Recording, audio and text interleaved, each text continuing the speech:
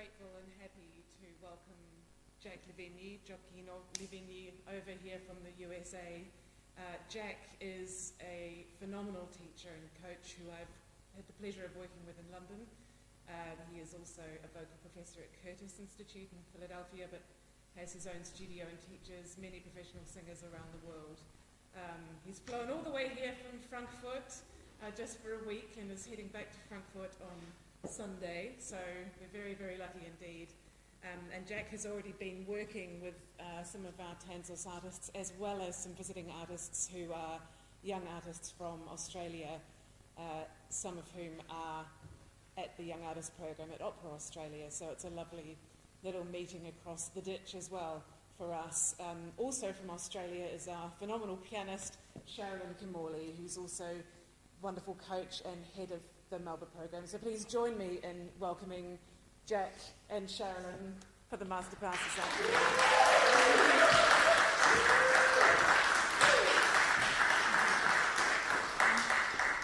I'm going to invite Jack to open the Masterclass with a few words, and then Taylor Warbank is going to be the first of the singers.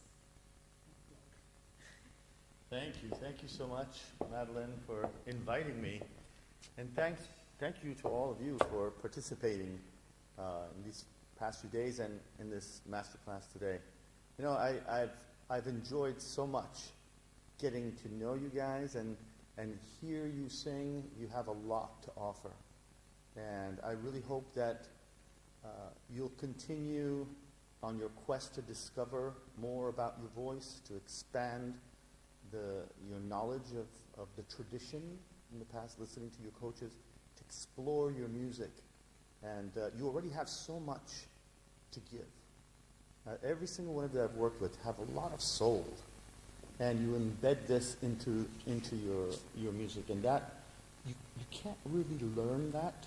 We try, as teachers and as coaches, to kind of get you to put meaning, but you can't give what you don't have. And you guys have a lot. And you need to enrich that. And I wanted to start off by just saying that. Be true to yourself and develop as a human being first. You are more than opera singers. Don't just be an opera singer. Be more than that. Because as you develop that quality, that will go into your art. Because you cannot give what you don't have. Do you understand what I'm saying? That's very important. Plus, you know what? One day, your voice will be gone. Because we are mortal. And as good of a technique as you can have, maybe it will resist once you get to a certain age. You know, in your 20s, all sins are forgiven. In your 30s, you're kind of, okay, I can do this. In your 40s, you're dry. In your 50s, mamma mia, it's very difficult to get on stage. You guys know how hard it is to get through an opera. It takes a lot from your body. So if you're gifted physically and you're strong, you can keep going, but at some point, your voice won't be there. You have to survive as a human being, and if you are more than just an opera singer, then you're okay. See what I'm saying? Yeah, that's very important. I wanted to start off with that, because we're here to learn, but remember first and foremost this important thing, and I want you to take that as my advice to you. As far as the vocal art that I was given from my dad, who was an opera singer, it's centered on the idea that the voice is commanded by the intention, l'intenzionalità. What happens in your mind is what will materialize in your voice. And there are three main things that you need to focus your mind on. The intentionality of what your body does while you are singing. A physical map, a road map in your memory as to what your body does while you're executing the technical things that you do. This is very important to build a clear road map of what your body does. In any space you are in, any acoustic, you know the working of your body, what it's going to do when you execute certain passages. And you create that very vivid map in your mind. Intenzionalità of your body. The intentionality of what you sound like. This is tricky because some people say you should never listen to yourself.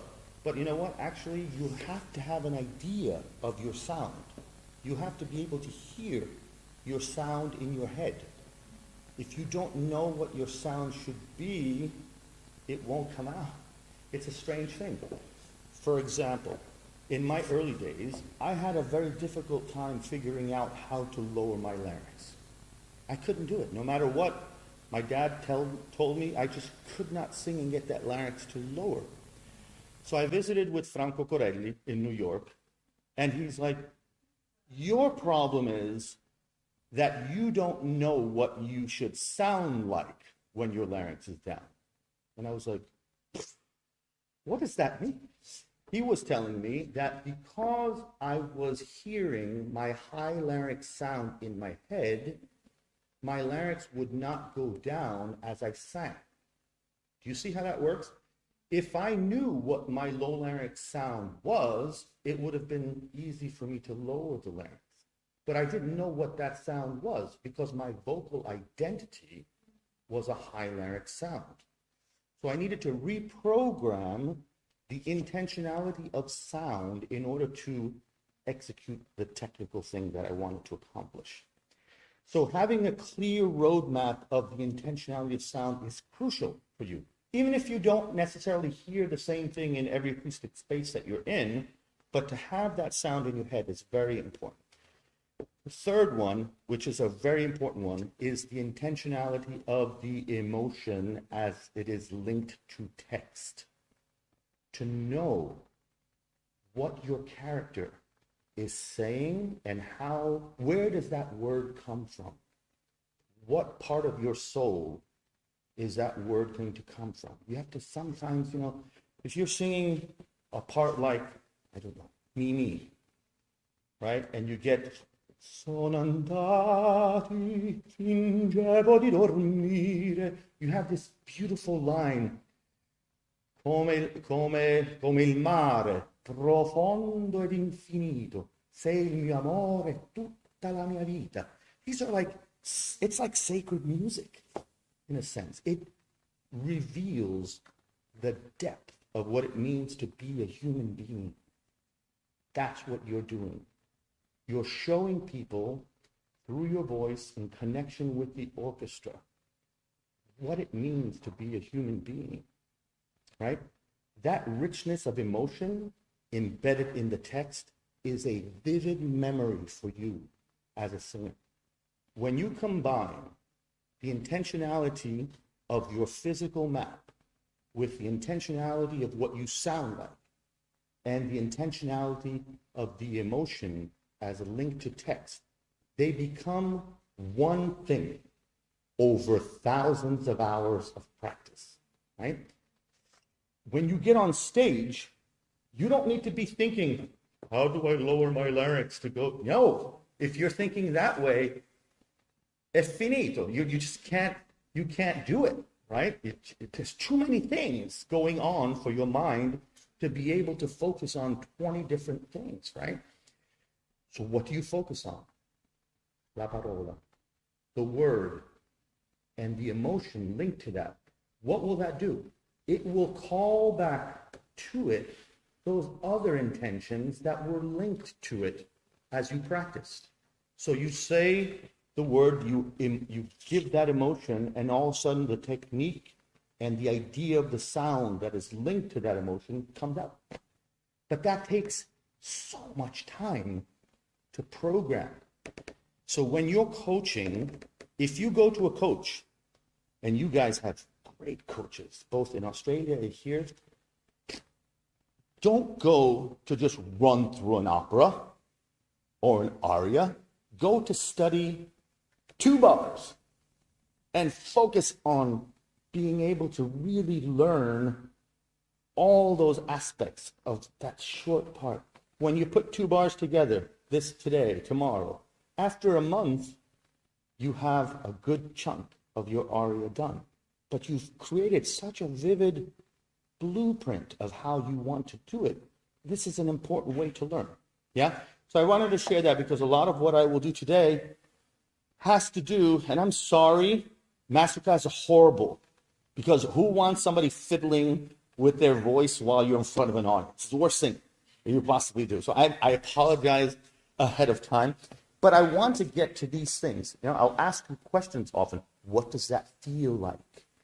What does that sound like to you? My intention in that is to help you remember. This is an important part of your study. You need to journal things, you need to record what you do, and you need to listen to it for hours and hours to try to discern what you're doing. When a teacher tells you or a coach tells you, that was it, you need to go and mark that and listen to it over and over to hear the difference. Because until you can hear it, you cannot fix it. You can only fix something when you can discern what's wrong. So your development as artists is the ability to actually hear. Yes? So I'm going to try to guide you along that path. And of course, we'll just do small things today. And I don't expect, I don't know what I can give you. I hope to be able to give you something that in time will propagate and help you develop. But we'll have some fun together. I promise I won't mess you up too much. But I'm grateful for Sherilyn for helping us out. And shall we go? Let's do it. Thank you.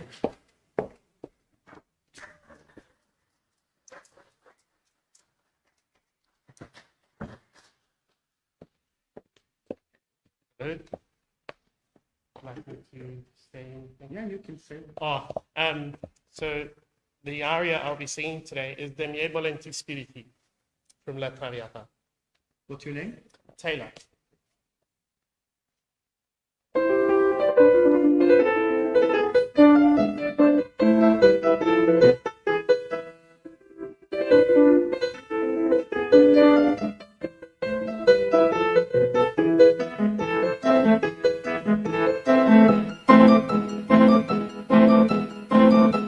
Lunge da lei per me non va di letto. Volaron già 3 lune da che la mia Violetta oggi per me lasciò novizie, amori e le pompose feste, ova gli amaggi avezza venia schiavo ciascun di sua bellezza.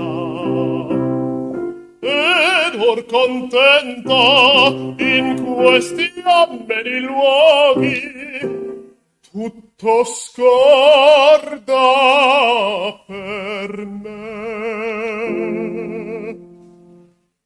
Qui preso lei a rinascer mi sento, ed al suo fiotto amori generato scordo di gaudi suoi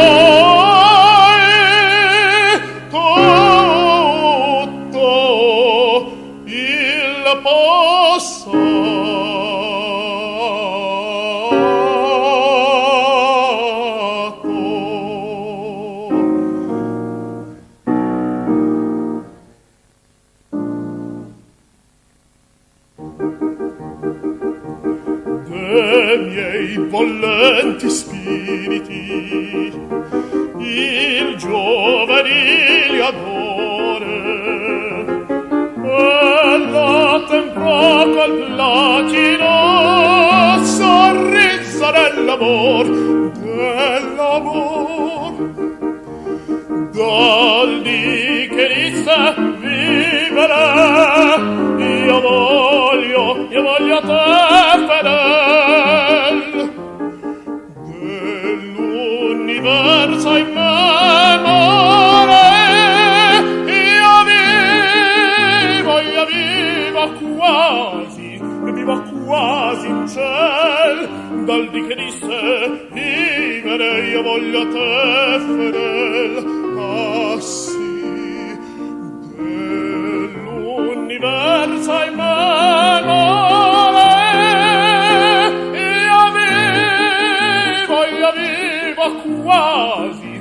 vivo quasi in ciel, io vivo in ciel dell'universo immemore.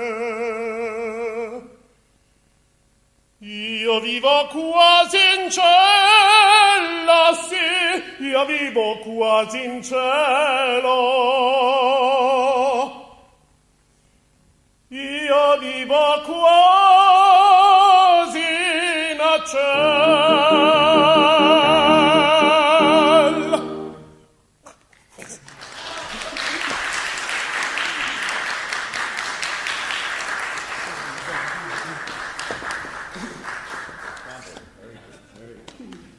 Yes. So, tell me a little bit, what's your mindset coming into this aria? You're starting. Me or yes, Alfredo? you. Your curtains opening. Da da da da da. What do you?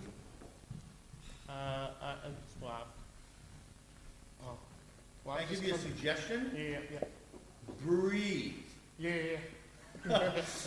I think that whole time because it's so long. I'm like, Exactly. You see what I'm saying? In the moment, you see that curtain opening, you hear the orchestra starting, you can really get there, stuck. Yeah. You just have to continue to breathe. Yeah. Yeah? First thing. Because then when it's time for you to sing, Yes. Yeah. that's an important part. Good. Very good. One thing I notice in the singing, from a technical point of view, sometimes in the way that you craft the vowels in the middle voice, the tongue remains a little bit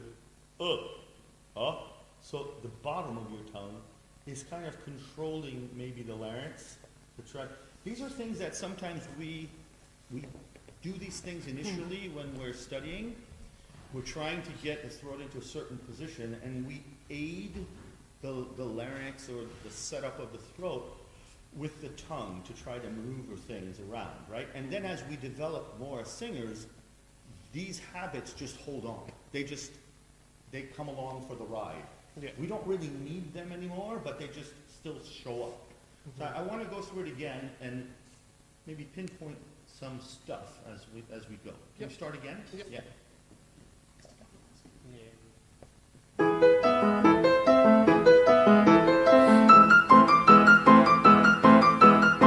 Lunge da lei per me non va di letto. So sing that first note. Look. Lo, So I'm hearing lo, lo. It's better. Yeah? So your tongue was not as Yeah. The issue is this. You might, and this is a lot of times we hear in our head the sound much more when the tongue is close to the exit of the larynx. We hear the ring in our inner ear more. And so we automatically are attracted to that ringy sound. But in the bigger space, it'll sound clogged because the tongue is too much in the laryngopharynx, right? Mm-hmm. You have to find a way to let the tongue almost float away from the larynx as your larynx descends with your inhale. So your inhale sets up the laryngeal posture. Your tongue should float almost upward. Yeah? And when you say lunge, yeah, there's a little bit of a Lunge. Yeah. Lunge. Better. Does that make sense? Yeah. It doesn't need, you don't need that. Yeah? Let's sing it again. Lunge da lei.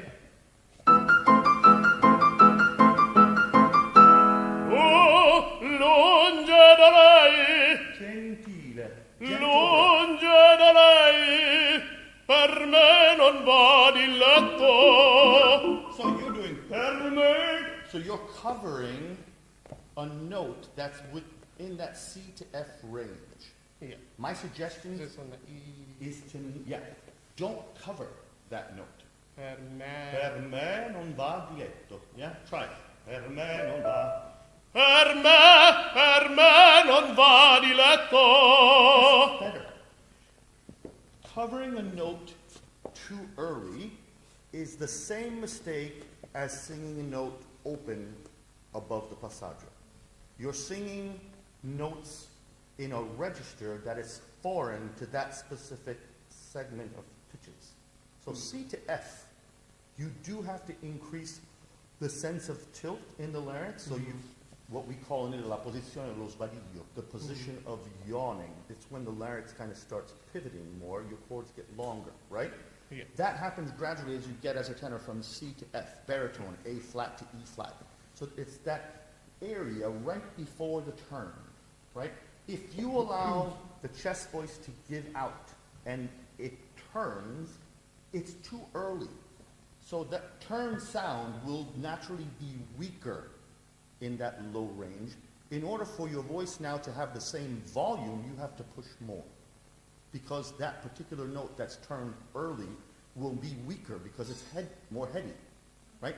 So because it falls out of pocket, it's not as loud as the others, you'll give more in order to make it sound.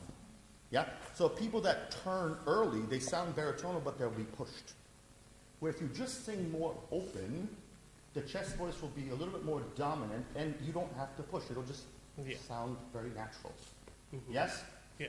Is it From what I hear in your the start as well, like, because lunge, it feels like dark to me. Right. I don't want you to cover an O to say lu. Lunge. Lunge. Lunge. Lo. Lu. Lo. So you go lo. So you're mixing registers. Yeah, you're doing oh, which is on the top part of the vibrato, you're singing in chest. On the bottom part, you're singing in head. Oh, it's mixing registers. You hear this a lot in spinto voices. They'll get to an F and they're like, oh! They're mixing registers, right? It's not the right thing to do. Yeah. Sing either open or sing turn. Don't sing in between, in the cracks. Because it ends up always pushing within the vibrato. Yeah. And the older you get, the more the breath starts making your voice go, ho, ho, ho, ho, ho, ho. You see what I'm saying? Yeah. Sing the oo vowel, it doesn't need to be covered. You don't have to sing a covered O. Like lunge, lu, Lo. yeah? You see how it's shinier? Yeah. Yeah? Does that make sense? I'll throw this little tidbit at you. The only thing that matters is the squeak in your voice. Lo squillo. If you lose the resonance of the voice, that's it. Your technique fell apart. Everything we do technically is to serve that ring. We turn, we get the tongue higher, we soft palate up, jaw relaxed. Why? Why do we do these things? So that from top to bottom in the range, we can preserve that resonance. Right? If we do those technical things and we lose the resonance, why are you doing the technical thing? It makes no sense. We do it to preserve the resonance. Does that make sense? Yeah. So if you go low and you lose the resonance, you're not doing it. Get a poster and it says, I serve the squeak, and put it on your fridge. That's what you do. Yeah. Everything that you do technically is for that purpose. If you don't fulfill that prime directive, that's it. Yeah? Yeah. Make sense? Di nuovo. Yeah. Lunge da lei. Lunge da lei, per me non va di letto. Per me non va di letto. Di letto. Per me non va di letto. Right. When you do a double consonant, I want you to think this way. You know, there's a suspension. Diletto, right? A lot of times we hold the breath. Diletto, right? Don't do that. Think this way. O, there's a vowel here and a vowel there, and in between the T is no sound. So you do diletto. See what I did? Diletto. And I just did a double T. Etto. I don't have to go to. Ah, yeah. You yeah. see it? Yeah, But yeah. that's not what the mind wants to do. Yeah. The mind wants to delay. Like stop it with Yes, the... and hold the air. Don't hold the air, just stop the sound and then reattack it. Diletto. Per me non va di letto. Ah, per me non va di letto. That's right. See, I heard double T. Yeah. Do it again. Per me non va di letto. See how easy it is? But I'll get that closer together as well. Yeah, that's what you just did sounded very Italian to me. Ah, okay. Yeah? Keep going. Volaron già tre. Vola, vola, Volà. vola. Volaron già tre lune. Volaron già le lune. Volaron già tre lune. Right, don't bring the sound too quickly down. Lune, lune. Lune. But don't overemphasize the second syllable. Ah, yeah. Think in Lune. Italian.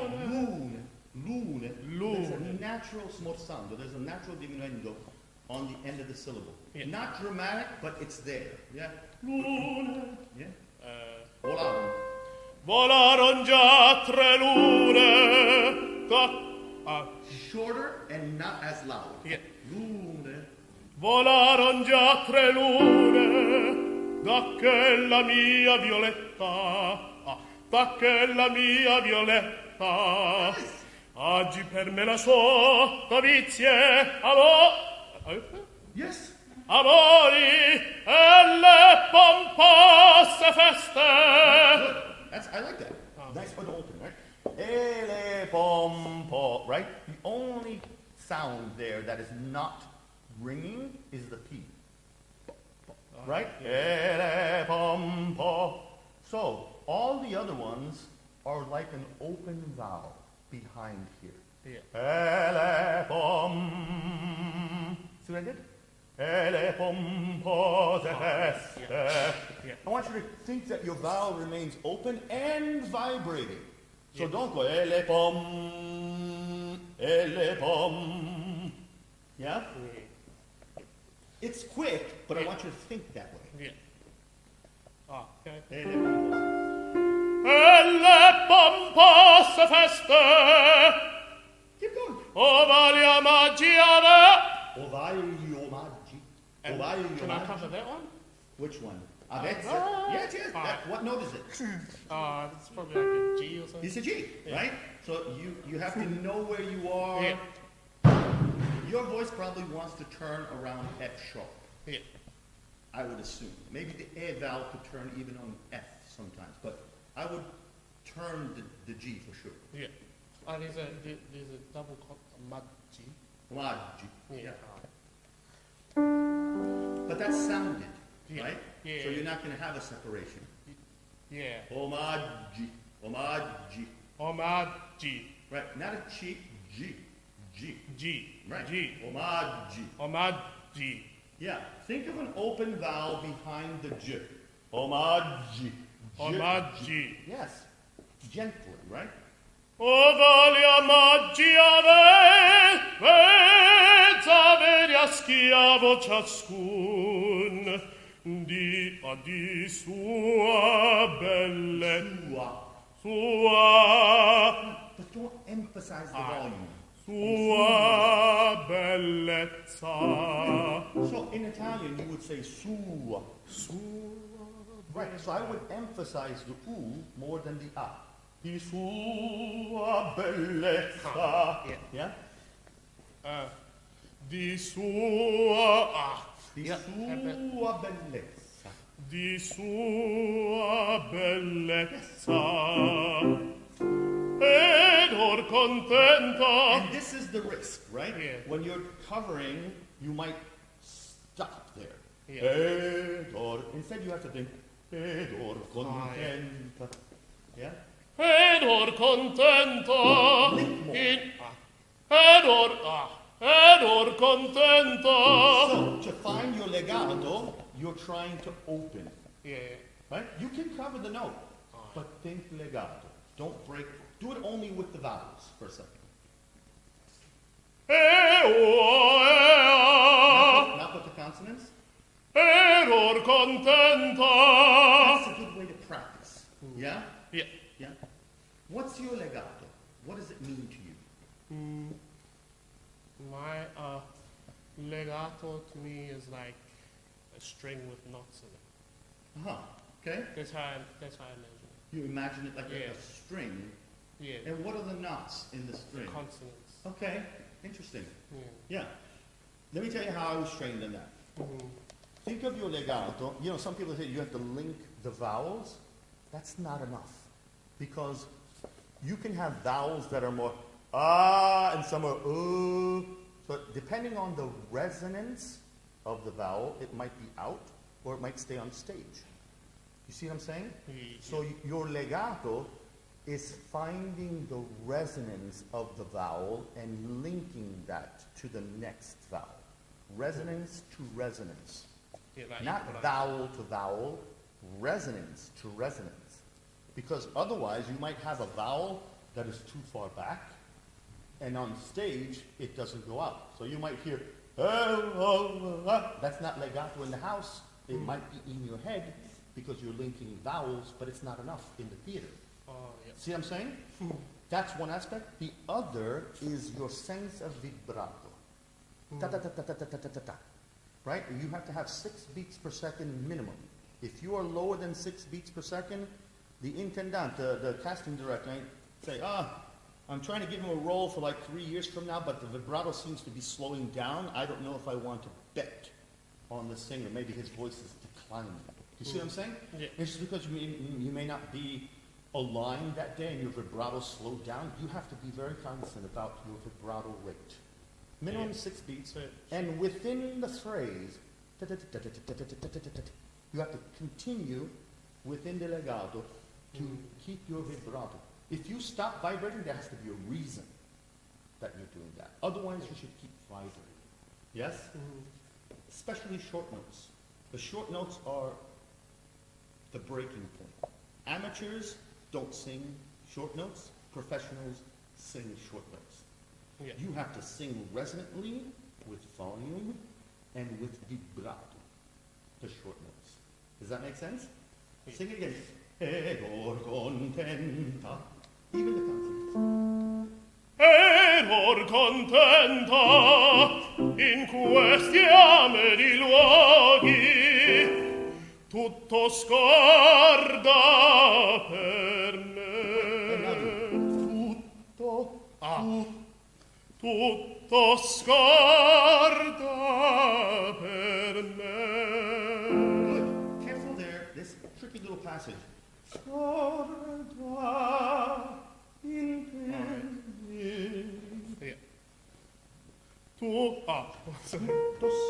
Tutto scorda per me.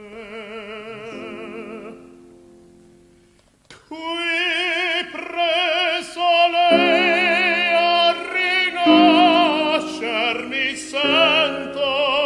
This is a higher part of the chest voice. Yeah. Yeah. Keep your tilt.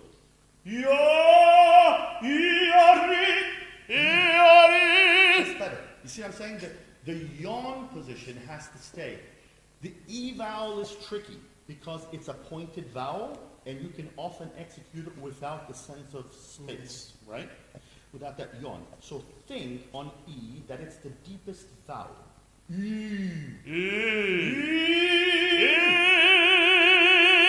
And then Rinascermi sento. Rinascermi sento. Sento. listen to what I'm doing. Sento. Right? And not too slow, but vibrating into the sounded consonant. Oh, yeah. Sento. Yeah. Io mi sento. Try it. Oh, is it Iori? Pensa lei, io rinasce, mi sento.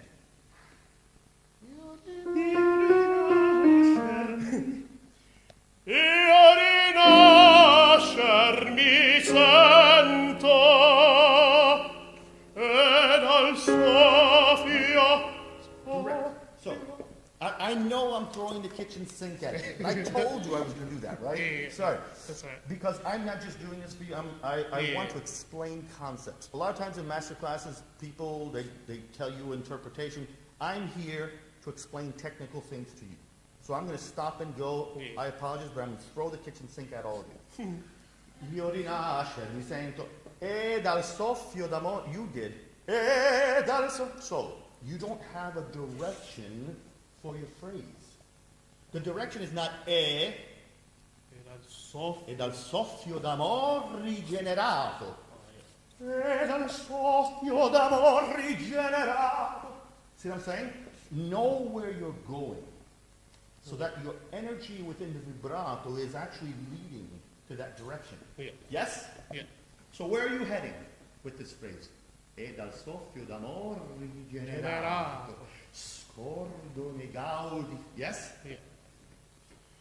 E dal soffio d'amore generato.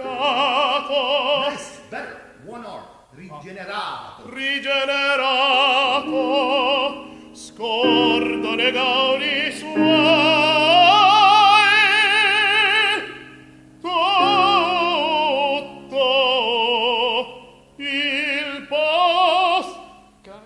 Right? You need to figure it out. It's a high note. In your voice especially. Yeah. If you do sing that open when you're around E natural or F, you have to put a lot of E into that Il passa. Not il passa. Il passa.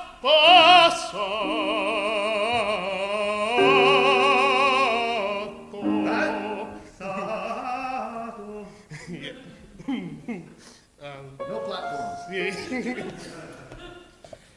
Il passato.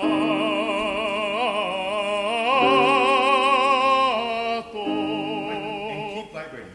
All right. So why do we put that A in that A vowel on E natural and F? Because an A, and I know you will be told, you have to sing pure vowels in Italian, right? When we speak in Italy, an A, it's not A, it's A. Ah, come va? Bene, grazie, come stai? Ah. There's a lot of F in the sound, right? Especially on F, it's very easy for the voice to fall back on an A. Right? So by giving a little bit of E in that vowel, your tongue just does a little movement. Yeah. That frees the laryngopharynx a little bit more.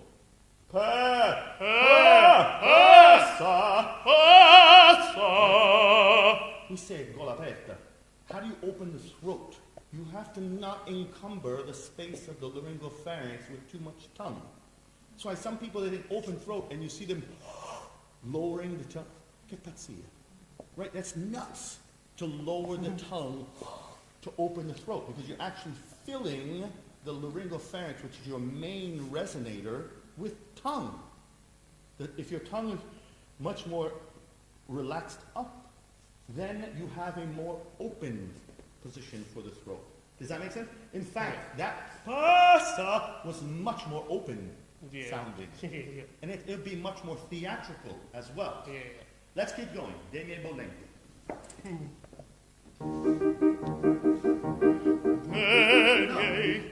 You weren't ready. Yeah.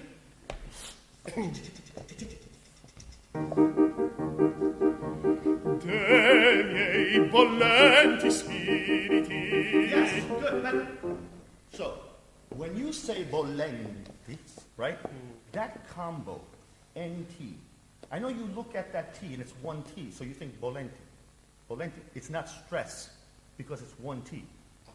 In reality, that is not the case. Yeah.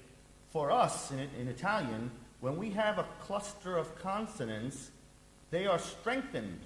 Especially, like, for example, this sounded consonant, bollenti. Bollenti spiriti. It's not bollenti. That's too soft. Does that make sense? Mm-hmm. I know it's one T, so you don't think, oh, I need to strengthen that. But because it's a cluster of consonants, you need to strengthen that consonant. It's the same thing if you have a truncated word, like un, and then you have un bacio, for example. Un bacio, right? You think, oh, it's a 1B, un bacio. No, because normally in Italian you'd have a vowel at the end, but because you have no vowel, it's a consonant next to a consonant, you have to treat it like it's a double. Un bacio, un bacio. Un bacio. Exactly. You see what I'm saying? The So you look at Bollenti spiriti. Bollenti spiriti. Exactly. You see that? That's much more Italianate. So when you look through your music and you see clusters of consonants, be aware. So the cluster, the NT. The NT or And the consonants that are together. Yeah. Right?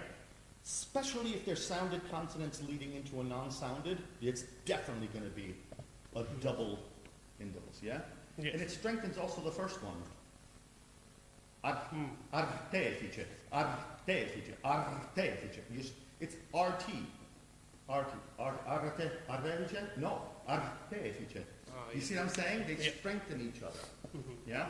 Just be aware that when you're studying your music and you have these clusters in the phrasing, make sure that you emphasize the consonants more. Yeah? Di nuovo. Te miei bollenti spiriti, il giovanile adore, e la temprata al placido sorriso dell'amor, dell'amor. This is a difficult one because you're doing the double consonant and you're jumping up to a higher note. Sorriso, but you can't stop. You can't go sorriso dell'amor because then you're kind of stuck and out of tempo. Yeah. Sorriso dell'amor. Right, quick. Sorriso dell'amor. Yeah? Yeah. Sorriso dell'amor. Yeah, but don't stop the sound. Yeah. Sorriso.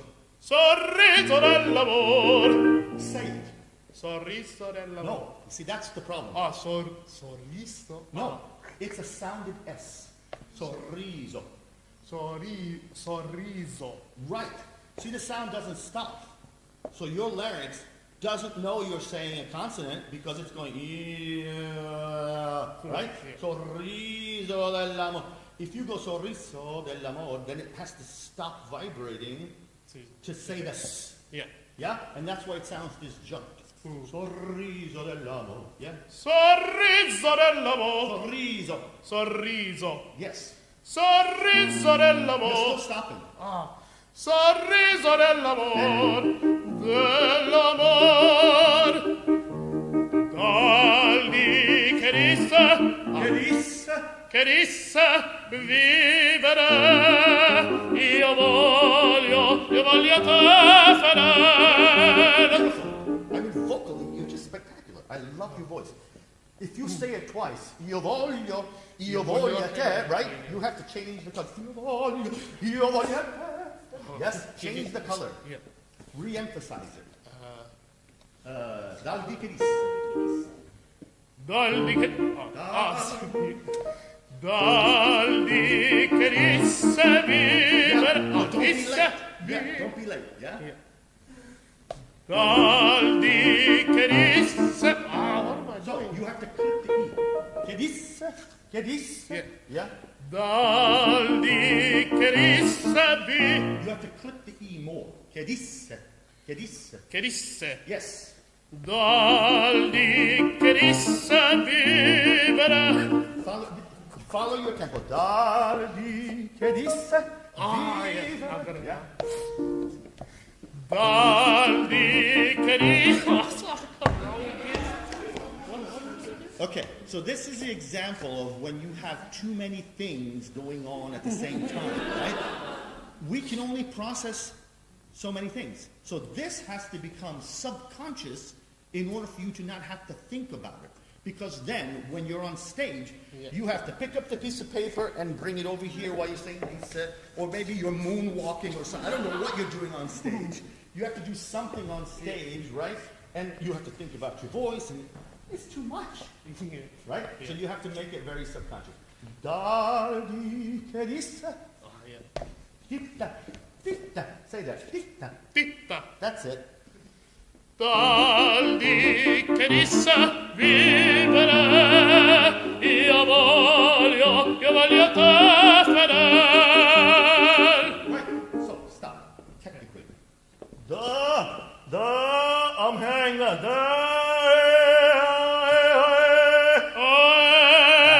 That's different.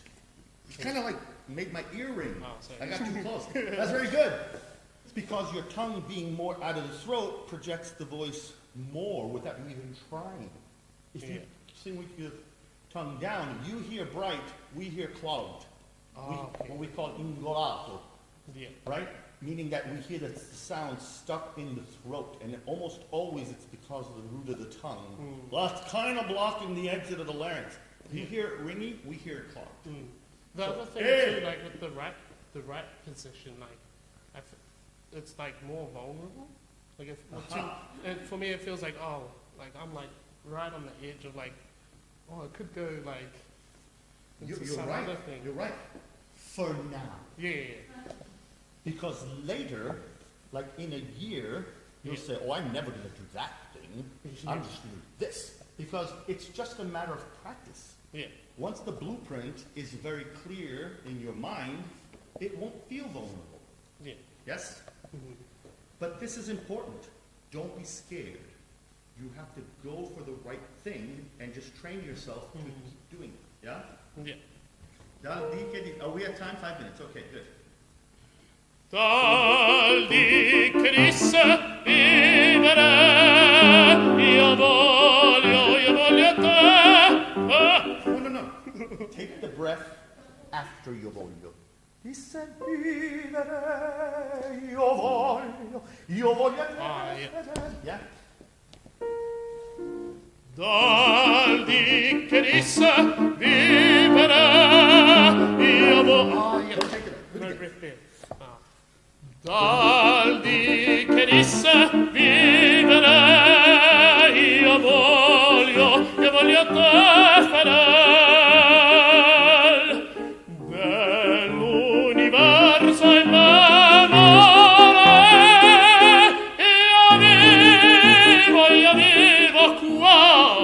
io vivo quasi in cielo. I love it.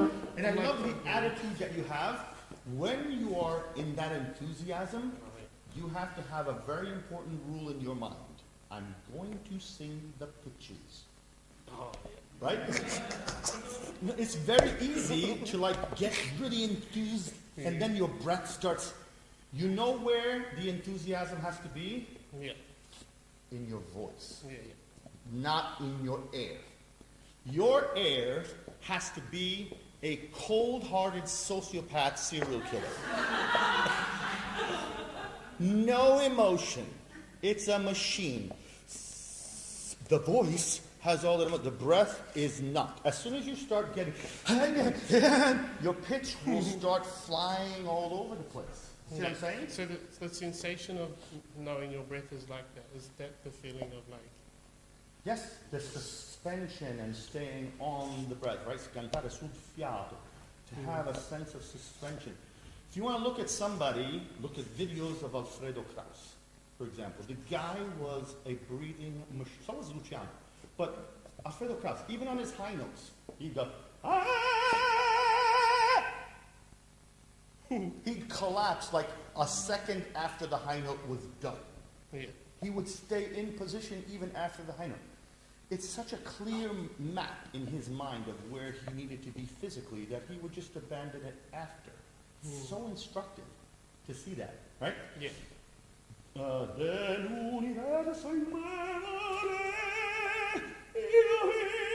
The first one, I would suggest to keep it at tempo. Yeah.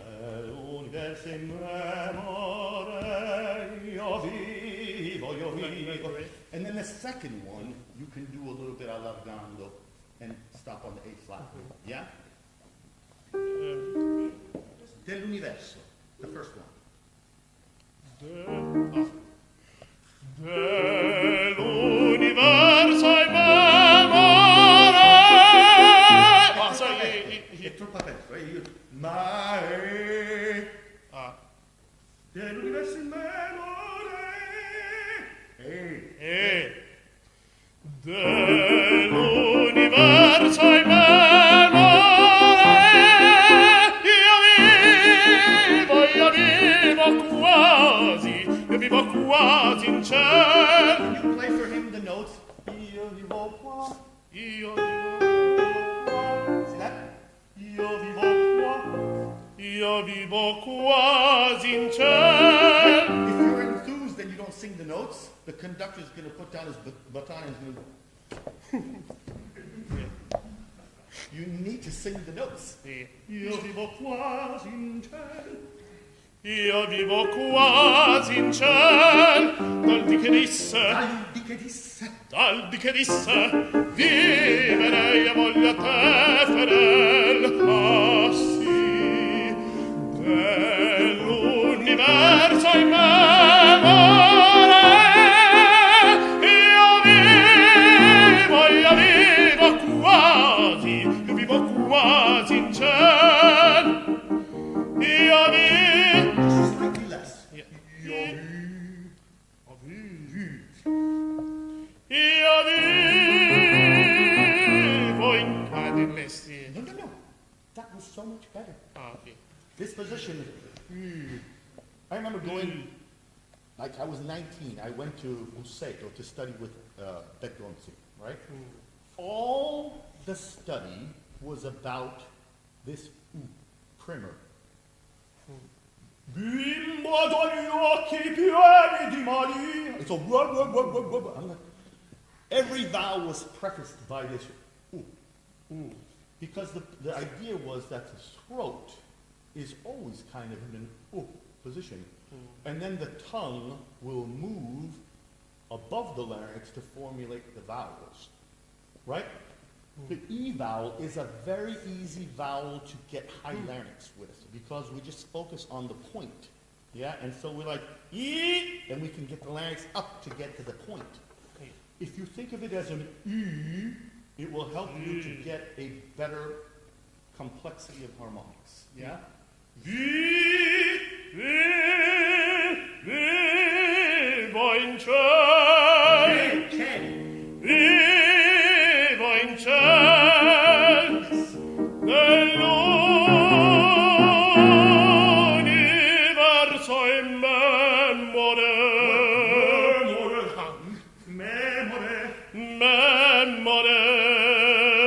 One N.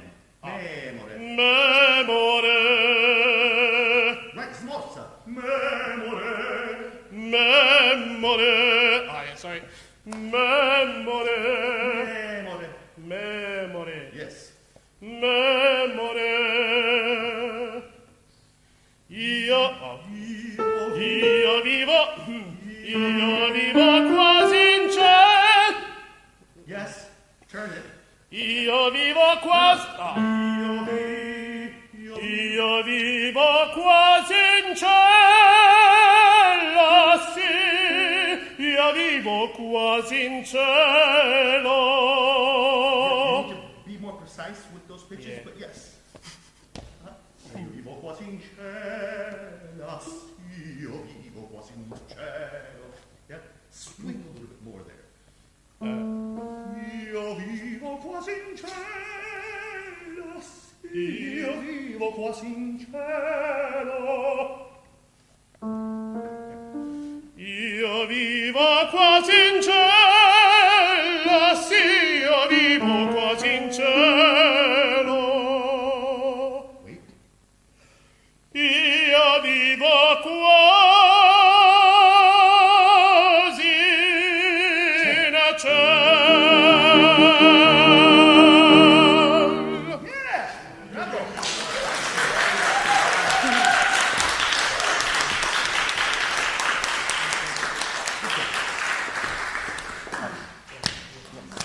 Good job. Who's next?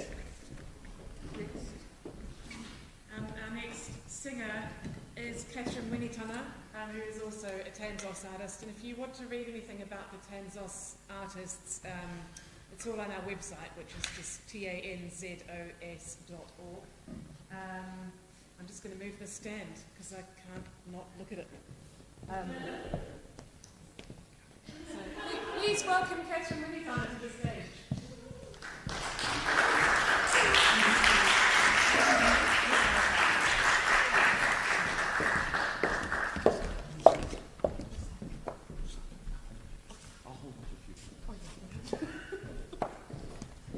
Kia ora. My name is Katherine Winitana, and I'll be singing Rusalka. Well, Song to the Moon from Rusalka.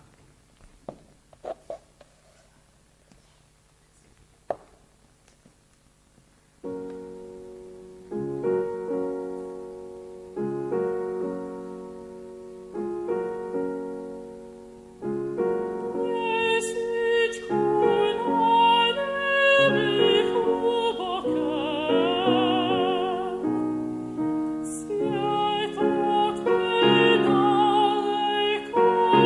you.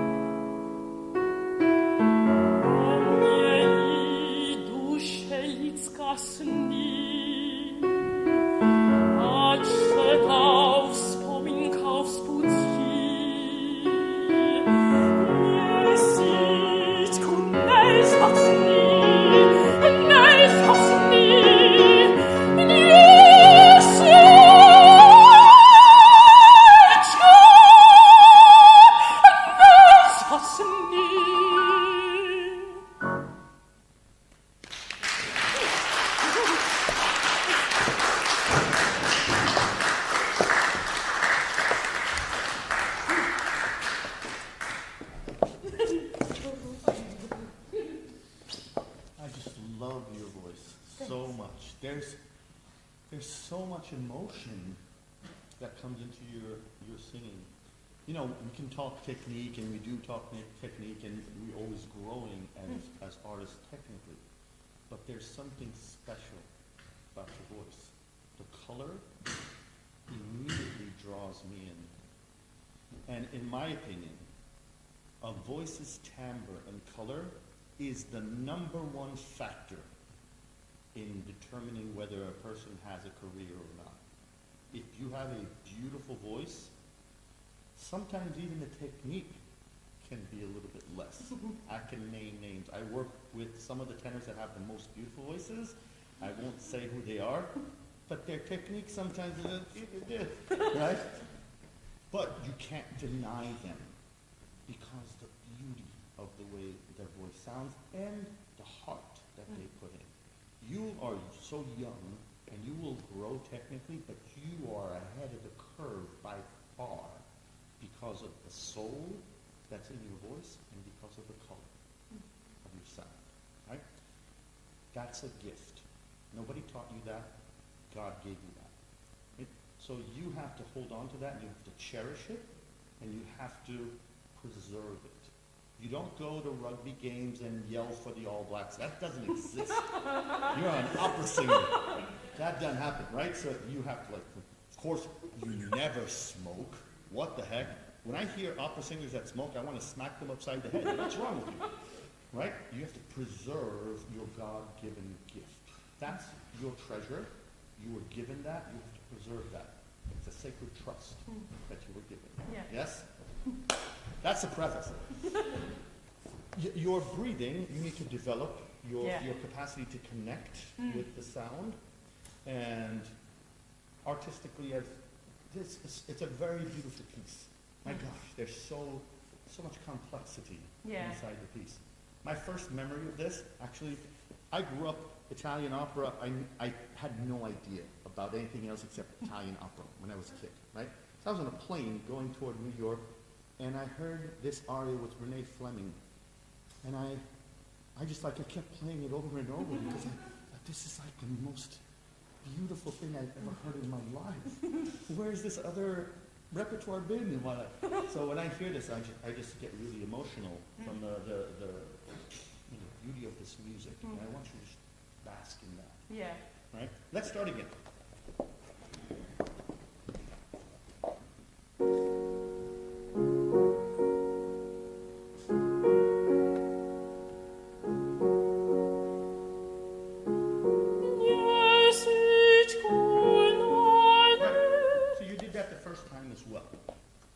My question to you, why are you singing those notes straight?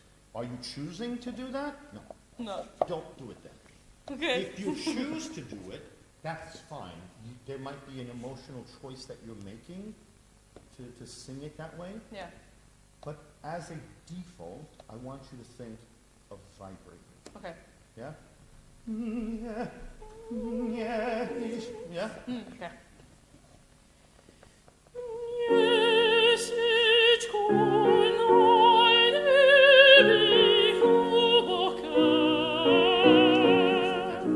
I think that's better. Yeah? Another aspect to this, when you're vibrating, it's very easy to get into the pattern of vibrating, right? If you were to slow that down, in fact, if you were to slow down any vibrato, what you'll find is that the pitch that you're singing only occurs like 20% of the time. Right. The other 80% is a fluctuation away from that pitch. If your vibrato is going downward, it sounds flat to our ear. If you vibrate,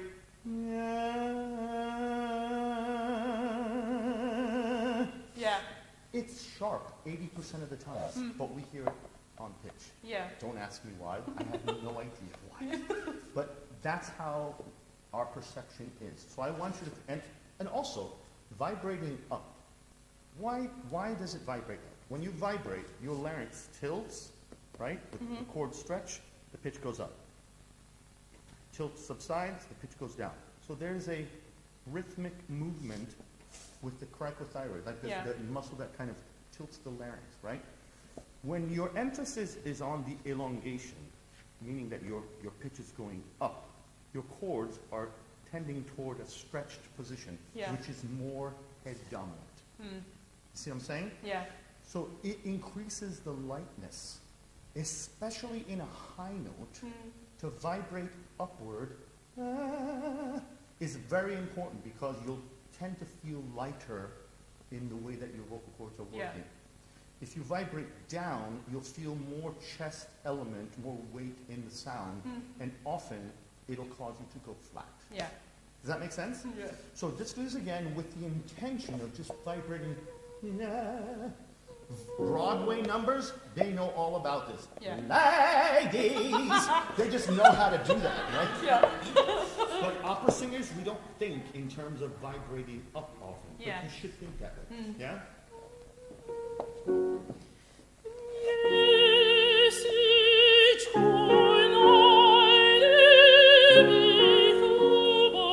Sorry, I'm going so slow.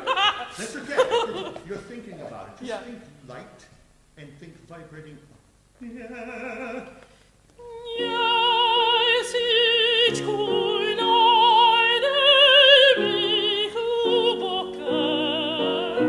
Yes, fine, better. Yeah?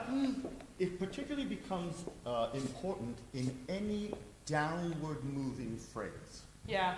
Yeah? Downward moving phrases are the ones that always cause us to go flat. Because as you go down, for some reason the pitch wants to, the vibrato wants to follow the downward moving phrase. Yeah. So with every note that you go down, I want you to think of vibrating back to the preceding one. Okay. Yeah. Yeah. Does that make sense? Yeah. I know it's a lot to do in the moment. Just try. Okay.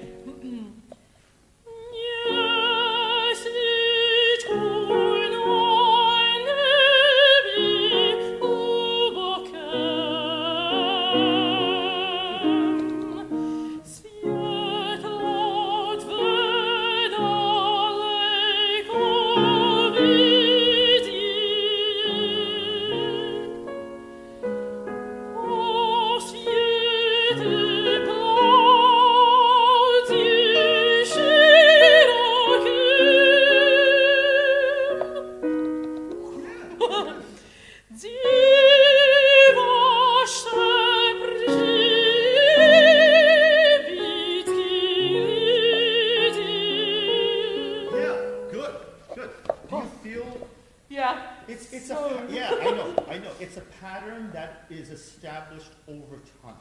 Yeah. You just have to practice it. Yeah, and it'll become more second nature as you practice it. Yeah. Very good. Can we move back a few bars? Yeah.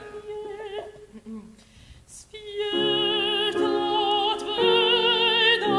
So, in this low range, ladies, between F4 and C5, that's the chest mix area.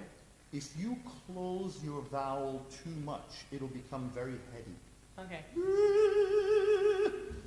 You can sing a closed vowel from an open position. So, instead of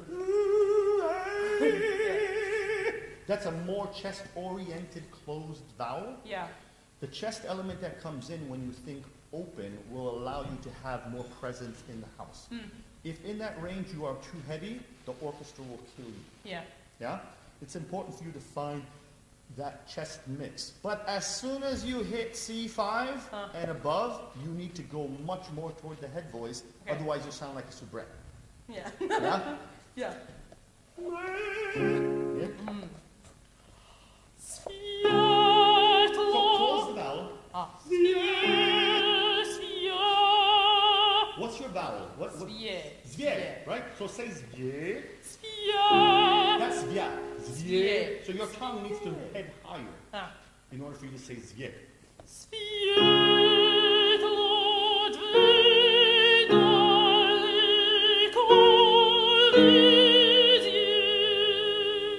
Good, keep going.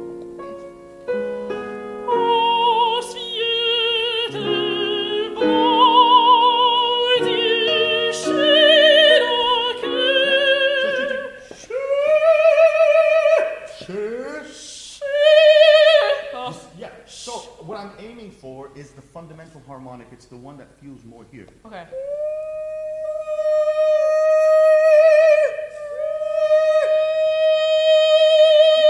This is characteristic more of the head voice. Oh. So to think harmonically, people don't talk about this a lot, but used to be, they talked about it a lot. Like there are treaties of delle serie and equal delle serie. They talk about how to shift harmonic strategies from one harmonic to another. Yeah. For the female voice, from C5 upward, the dominant sound should be the fundamental harmonic, which is the one that's fluty. Okay. One that goes,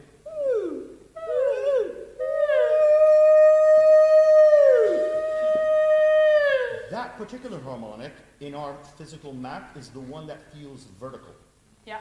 right? Yeah. So when you're singing forward, you're singing more emphasizing the higher harmonics, Yeah. right? So if you're shifting from, let's say, the middle voice to the high voice, often singers will say, I felt the voice go from here toward here, right? It's because they're shifting a harmonic strategy from a higher frequency to the fundamental. It's Makes sense. It makes sense. But you can map that out. Yeah. You just need to know the sounds. Yeah. Don't place. If you Okay. want to place the voice in those places, you're not going to get it because that's the effect. The cause is what matters, not Yeah. the effect. So how do you target the cause? By targeting the right harmonics. Okay. So you can go from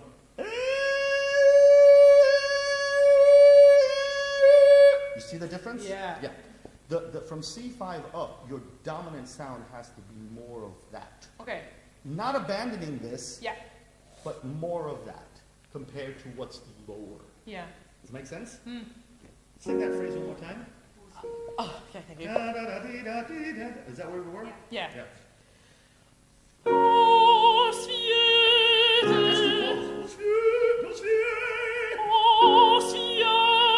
That's too close. Yes, close the vowel. Okay. It's just a movement of tongue. Yeah.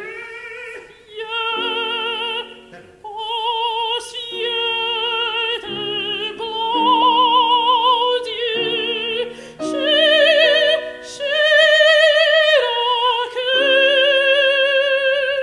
You need to play with that. Yeah. Right? So there's a mix of harmonics. You need to have this and this Yeah. going on at the same time, right?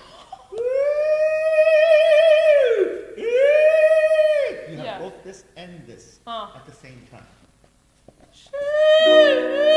Right?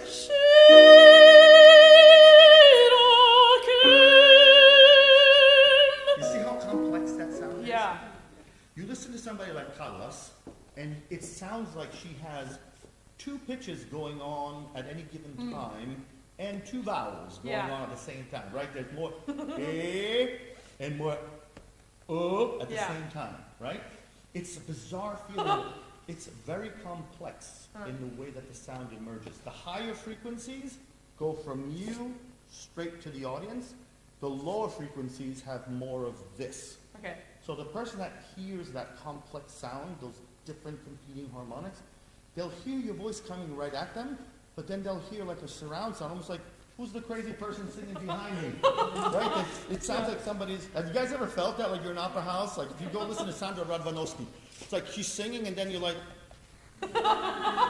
is there a speaker system in here? What's going on? It's like there's something, a feedback, and that's from the lower harmonics that have more of a surround feel. Yeah.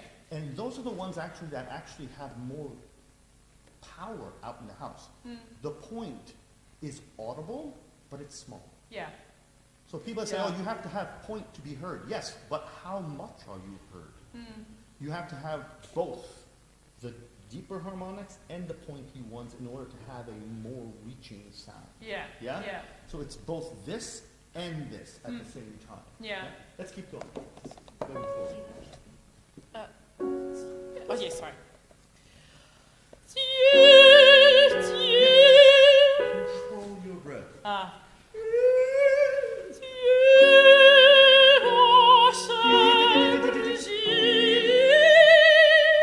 Oh, sorry. Keep Yes, going. yes, Sorry. yes. Keep your vibrato constant.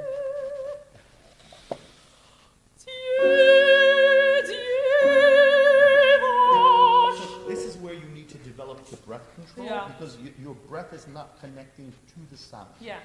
Say appoggiare, you need to lean the sound on the breath a little more.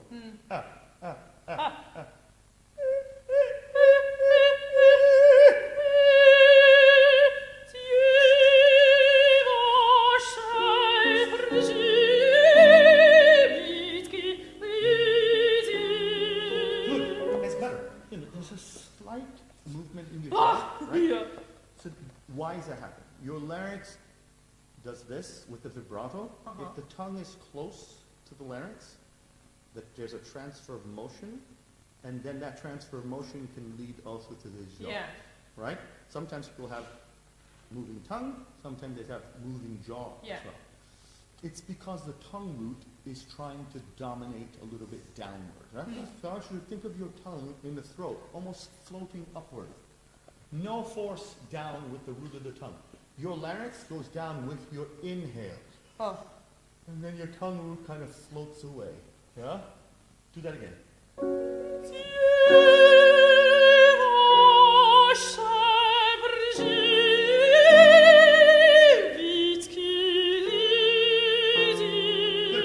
Good. That's okay. It's not done overnight. Yeah. It's a coordination, but just be aware of that when Yeah. you're practicing. Yeah? Yeah. Keep going.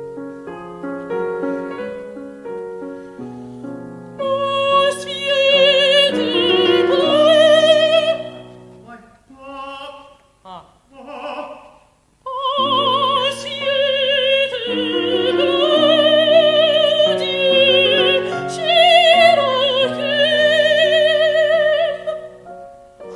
Yeah, I feel it. The consistency of the breath energy is linked to how you phonate. Yeah. You have to be very clean in the mouth. There's a little bit of a that I hear in the sound. Yeah. Think of your tongue floating a little bit more away from the throat. Yeah, and engage the sound a little bit more. Below your belly button. Think What part of my tongue is floating? right here. Oh, here. Okay. Right I was here. looking here. Yeah, Okay. right there. Right above the larynx. Oh. Think of it just relaxing upward. Don't push it up. Don't push it ever. Okay. Don't push your tongue ever. Just think of it floating. Oh, sorry. And think below your belly button, a little bit more, like this.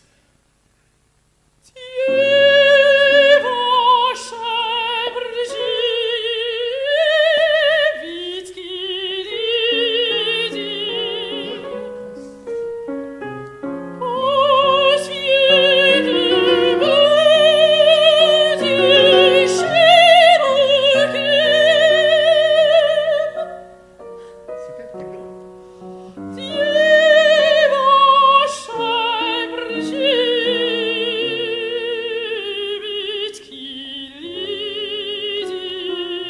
Exactly. Great. Thank you for being so willing. No, because I'm giving you a bunch of things to do which are activating all your analytical brain, right? Yeah. And so when you were singing it the first time, you were just into the emotion, and now you're thinking more analytically, but you're doing it. Yeah. I appreciate that. Now, it's hard to do that in front of an audience, right? But you're doing good. Just remember the things that we're doing. Try to put a little bit more emotion now in Okay. things, yeah? Ah. Okay.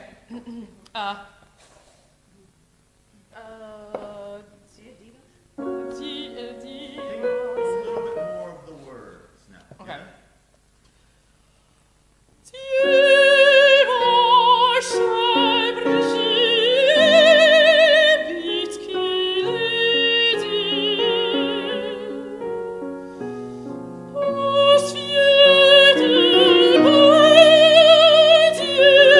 Thank you. that emotion and put your thumb here. All right. Okay. Do that. A dot from. Oh, pause me.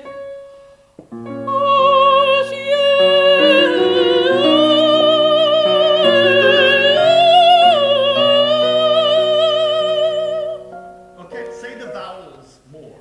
And say Oh, the yeah. words. Okay. Say the words, even with your thumb there. Emotion. Oh, yeah.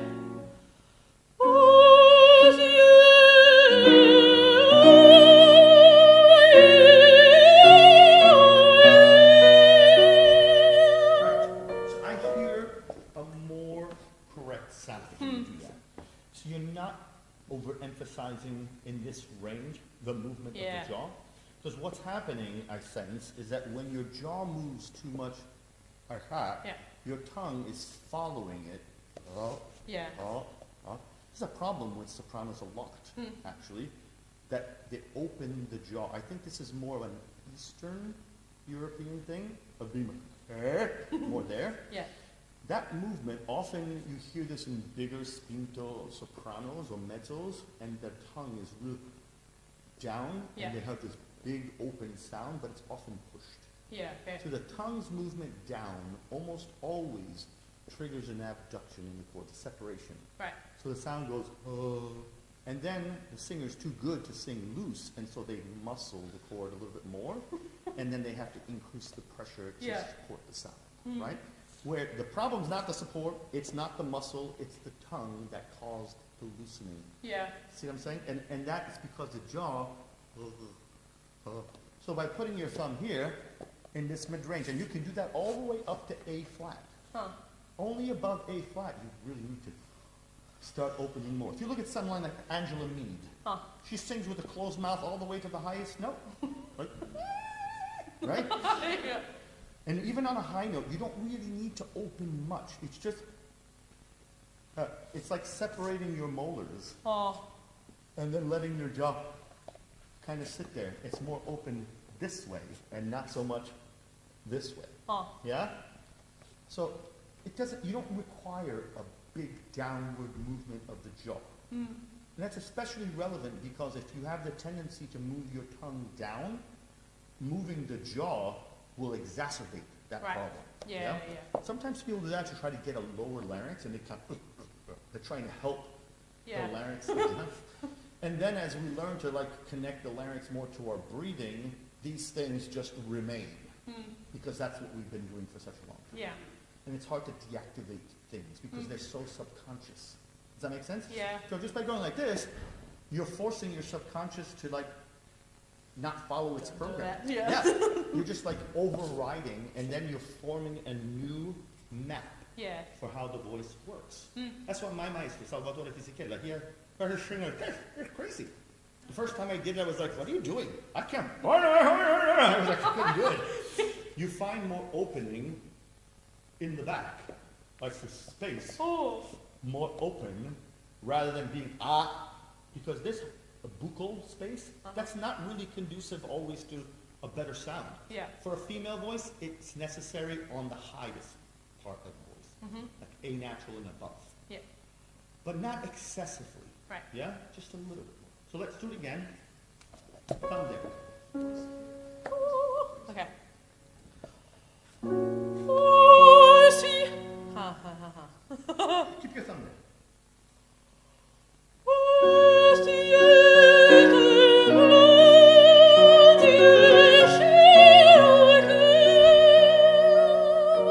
Yes, deep breath.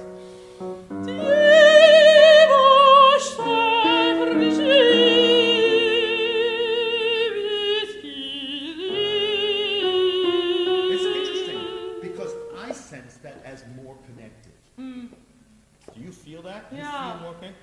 You're not really doing much differently. But by staying more here, you're kind of in a column Yeah. that's connecting more to your body. Yeah? It's interesting how that works. Yeah. The support, this is actually something that I note across the board. When people do something and it comes out really good in the studio, they say, wow, I felt my support. And I say to them, the first thing I ask, did you think about your support? He says, no, I was just thinking about the sound. my teacher and my dad never talk about what you should do to support the voice. They tell you to breathe and to stay in position, but don't tell you do this or do that while you're singing. Because unavoidably, we go too far. We always end up exceeding what the voice needs. Yeah.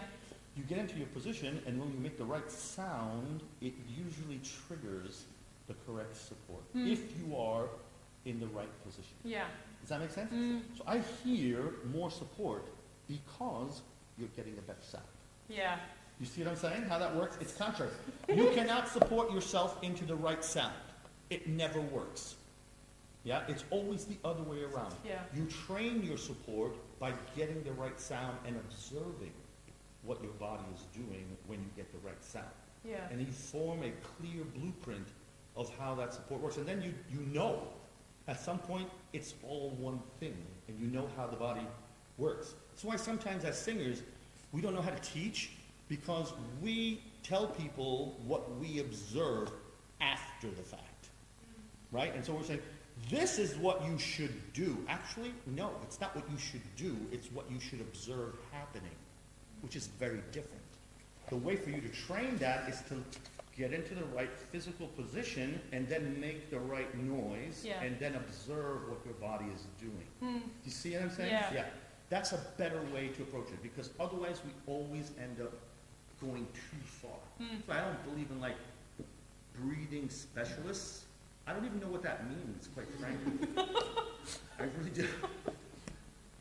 You have to know how to inhale and get into the right posture, like suspension of the rib cage and the lower, all that stuff. That's important. But then you have to like forget about that and sing. Yeah. Yeah? Let's keep going. Okay. Second part.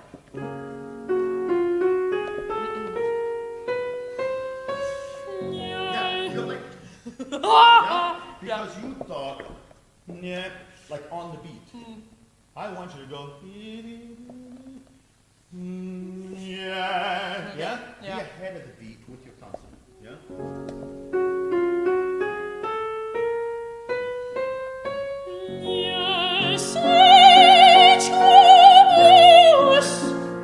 Do that one time.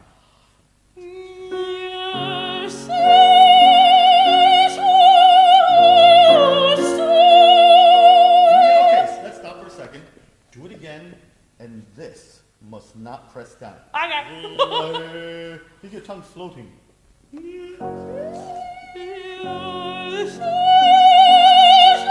Oh my gosh. But it was better. Okay. Think of the vowel. Don't think of the tongue, think of the vowel. E. E. E.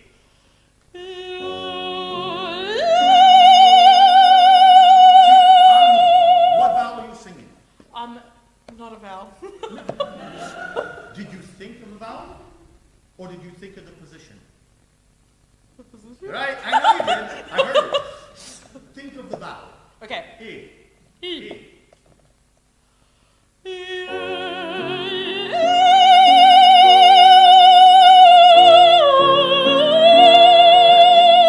It's better. It's already better. Yeah? If you think of your tongue, I'm going to lift my tongue. Good luck with that. Your tongue is the most disobedient. It drives people crazy. Like, oh, my tongue is so high, and then look in the mirror, it's all the way down. Right? It's just so unruly. Yeah. The only way to really control the tongue is through your intention of vowel. Yeah. It will always follow the vowel. If you think of your position, it's going to assume the position that it would normally have. Yeah? E. E. E.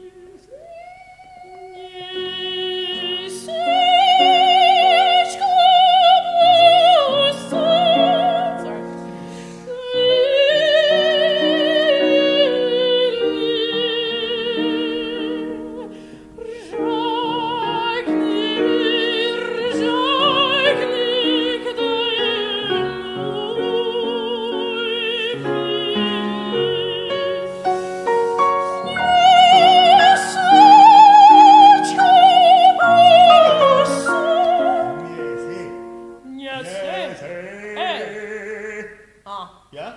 This is O, and this is A. Yeah.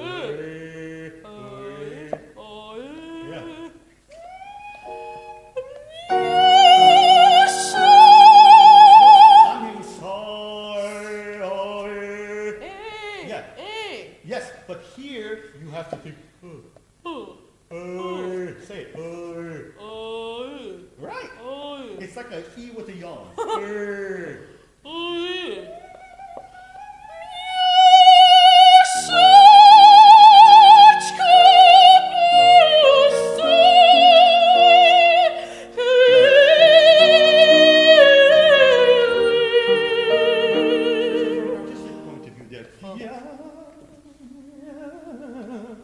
You have to keep it vibrating. It has to feed into the musical element there. Yeah, okay. Yeah? Does that make sense? Yeah. If you stop the vibrato to execute the da-da-da-da-da, it'll sound weird. It'll sound disjunct. Yeah. It has to continue to vibrate. Yeah? You keep going. What vowel is that? What's the vowel written? Is that my right? Right. Not ja.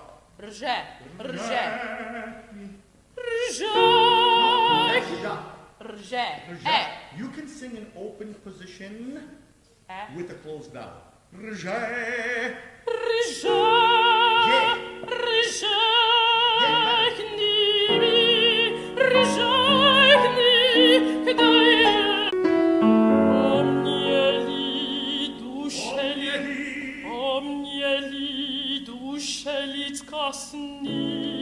See that?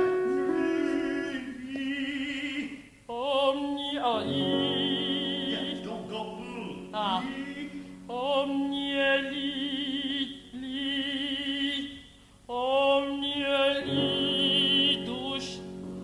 See, you're closing your teeth because you're trying to get your tongue higher. Just move your tongue. Okay. Don't close your teeth. Put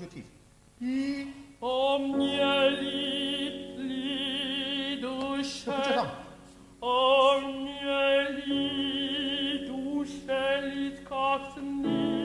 You see what I'm saying?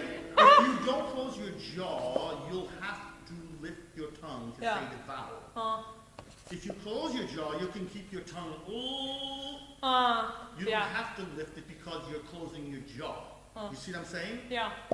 Here. Yeah, exactly. See, that's no longer vibrato. You don't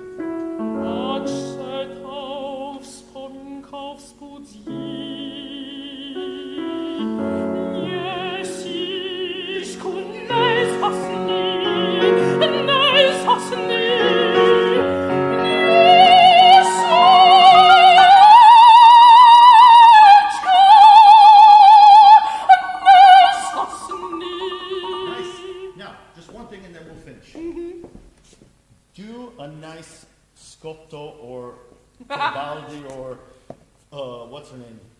Nielsen. Okay. Right? Cervical spine. Look at the cervical spine. It's not this. Yeah. It's this. Boom. Like a stretch, right here. Gianni Raimondi would tell me, Livigni, guarda il logione. Look at the balcony, right? Yeah. But not like this. Like this. Yeah? Yeah. Strong cervical spine. So your ear and your shoulders, same place. Yeah?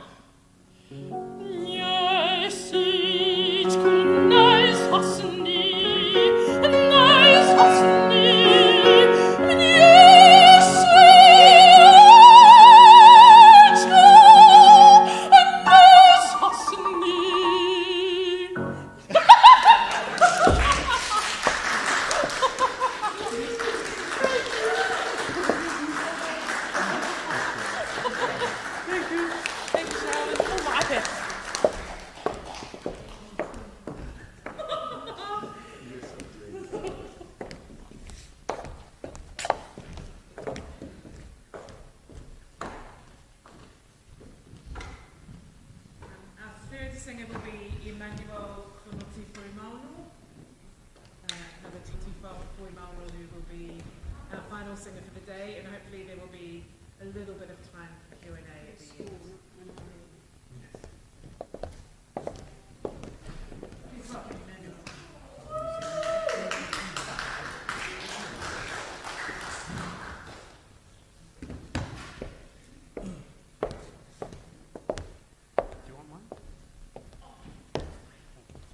Hello everyone, my name is Emmanuel and I'll be singing Una furtiva lagrima from the opera L'Elisir d'Amore by Donizetti.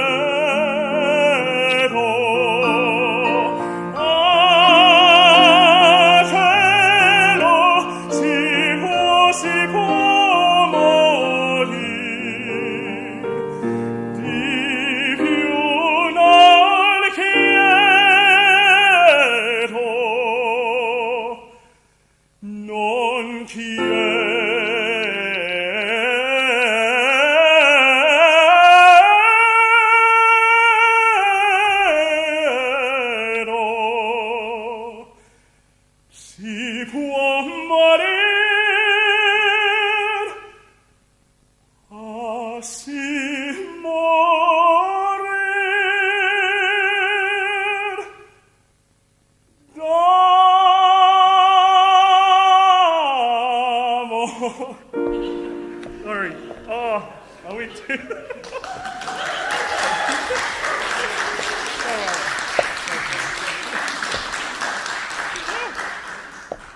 It's too high.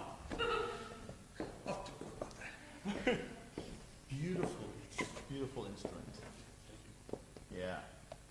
Again, I mean, where's Madeline? Madeline? Where do you get these people?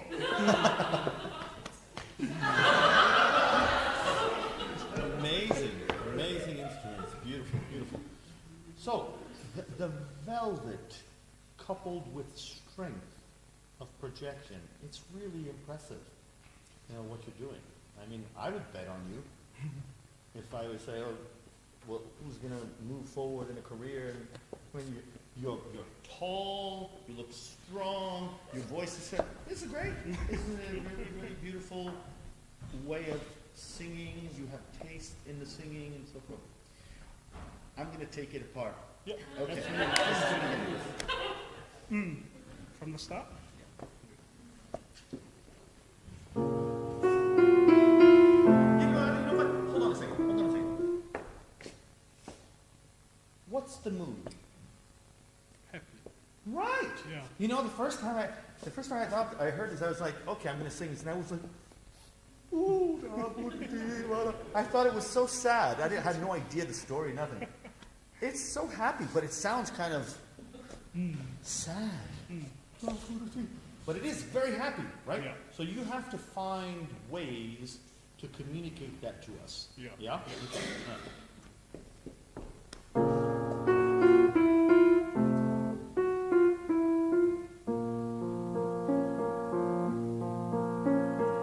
Una furtiva lagrima.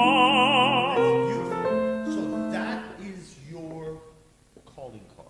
That's the beginning. And everybody hears that first segment. If it's an audition and you sing it with your beautiful voice, your objective is to get the people to put their pencils down and look at you. That's your objective, right? Don't look at them if they do it or not, because then I'll throw you off your game, but Yeah. that's what you want Yeah. to happen, right? Una furtiva lacrima. You're doing una furtiva. Yeah. You T. can have the E position in your throat, but you have to have that E in that column. E. Okay. Yes? Now for the T. T. Yeah? T. Okay.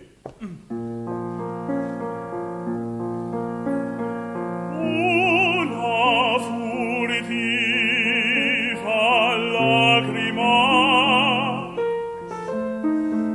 negli occhi suoi spur. No, that's scritto così. You're doing suoi. It's written suoi. Am I wrong? I'm right. I know I'm right. Suoi spunto. I don't know where that comes from. So many people do that nowadays. Suoi. Perché? I don't get that. It's not even right linguistically. Suoi, suoi, suoi. It's like putting the emphasis on the E. This makes no sense at all. Yeah. Suoi spunto, suoi spunto. Yeah? Yeah. Negli occhi. Negli occhi suoi Yeah, but vibrate. spunto, suoi spunto. Quelle che sose giovani. You did this last time as well. That's not the right note. Yeah. This is Donizetti's idea of comedy.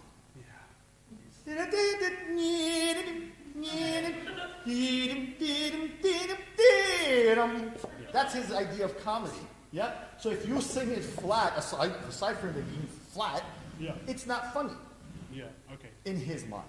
For us, it's not really funny, but it's kind of funny. Quelle che spose giovani. Oh, okay. Yeah? From Quelle. quelle che sose giovani invidiar sembrò che più cercando io vo. Yes. So why does he write? Why do e più cercando io why did he write that? Instead he goes, cercando io. Why did he do that? What does it mean? Emotion. I think so too. I think it's a little bit of, it's more emotion, right? So, in bel canto in general, when you have musical elements like that, you have to give meaning. Yeah. It could be yours is different from somebody else's, but it has to mean something to you. Okay. So, and I need to hear how you have to figure out how you're going to convey that. It's not just by being da, da. It's not just about being exact. You have to figure out, based on what your emotional idea is there, how are you going to put it out to them? Yeah. Right? It's just like acting. You might think that you're being really intense, and it's not reading at all.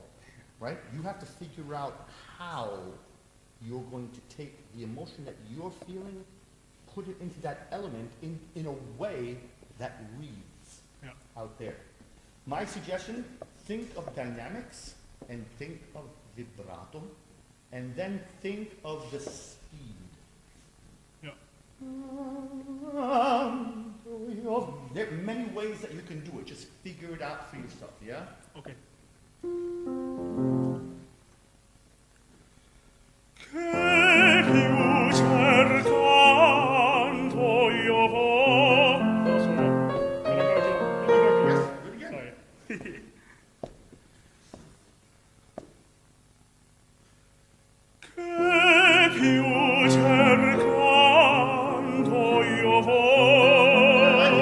So, what if you did and keep it vibrating, and then canto io vo. Okay. See what I did? Yeah. Canto io vo. Yeah? Yep.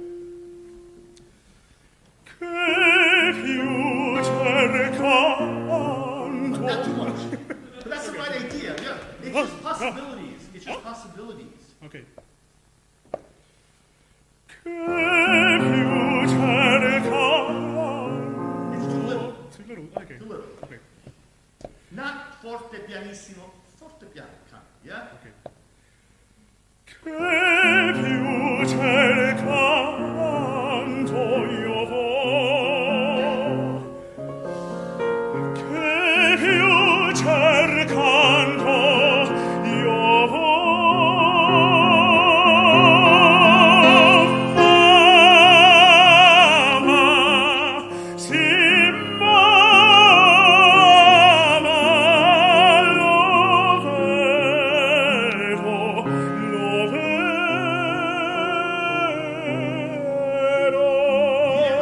Don't do platforms. Yeah. In bel canto in general, we have a lot of portamento. Yeah. Yeah. That's why you hear people go over.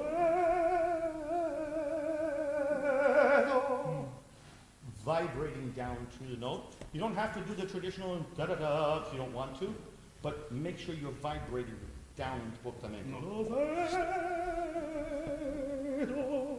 Portando, yeah? From Lo vedo.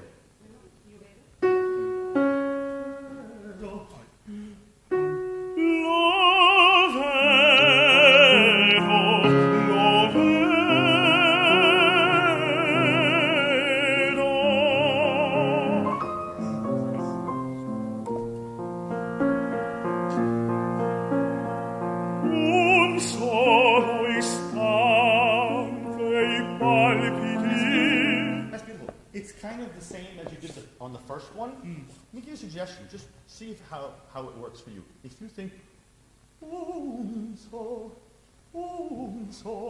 try that. Like almost portando on the N almost. okay.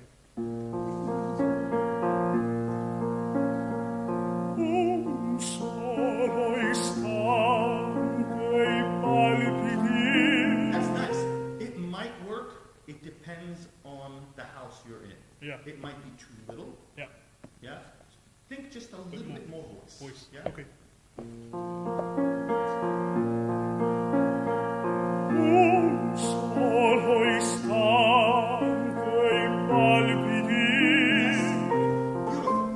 Palpiti.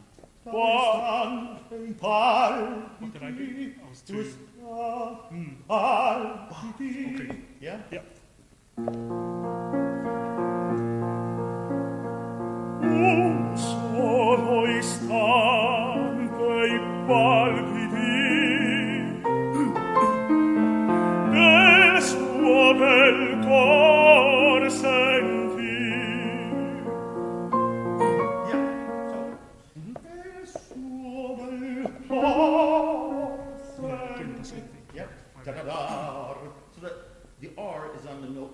going down.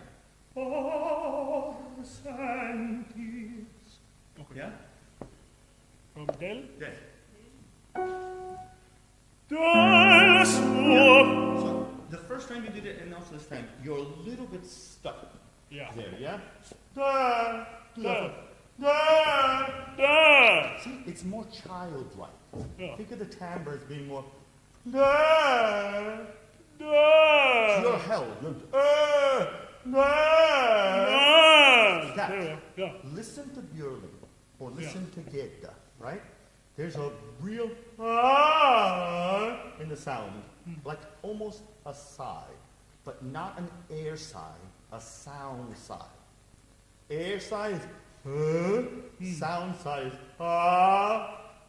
right? It's not airy, but the gesture is extremely gentle. I want you to think that way. That one's a bit. Yeah, the other one's like I'm going to grip to cover. Yeah. The risk is your false chords could do like Yeah. that, like you're lifting a weight, and then the sound will be harsh or it'll get stuck. Yeah. Yeah? Okay. We don't want to hear you right in that beautiful moment go, yeah? Uh-huh. Yeah. Okay. So del suo bel cor sentir. Much better. And the D has to be also in the same. Yes.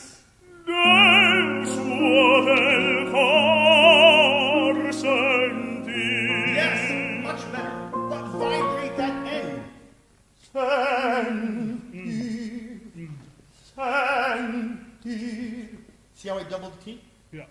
Santi. You need to double that T. Okay.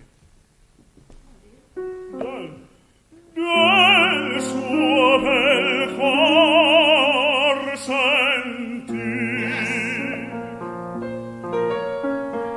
I miei sospiri confondere per poco a suoi sospiri. Yeah. So, you have in the text a vehicle for expression that's like beautiful. Sospiri. Right. That word. Per poco a suoi sospiri. See what I'm doing there? Use those S's as a way to sospirare. To, there's un sospiro. The word itself in Italian is kind of onomatopoeia. Sospirare. It has a sigh already in the word. So I need you to use that. Per poco. So take a pause. Per poco.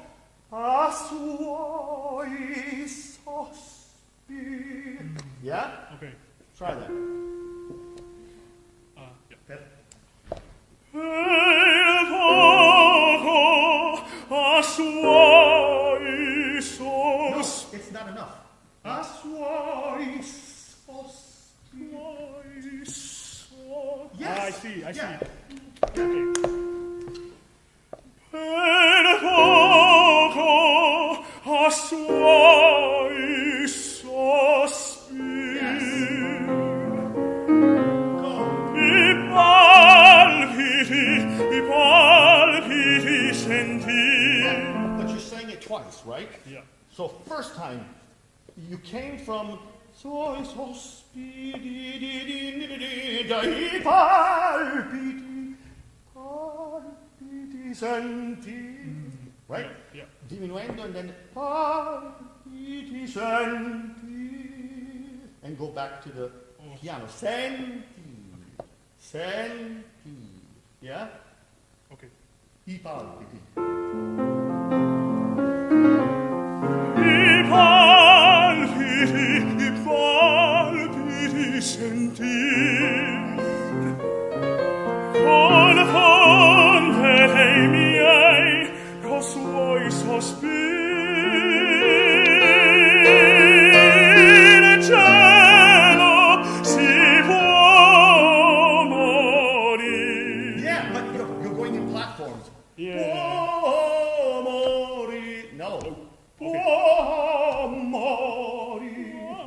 porta.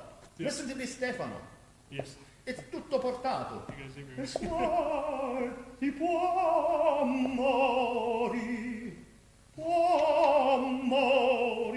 Even in the M, there's portamento. Può mori. Okay. It's all vibrated Right here.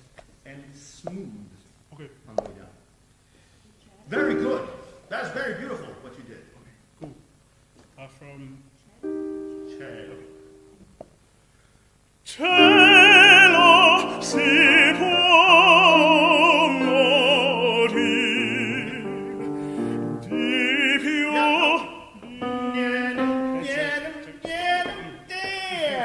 Right? You're starting almost on the C. You have to start on the B. Di più non chiedo. Yeah? That's exactly right. Okay. Yeah?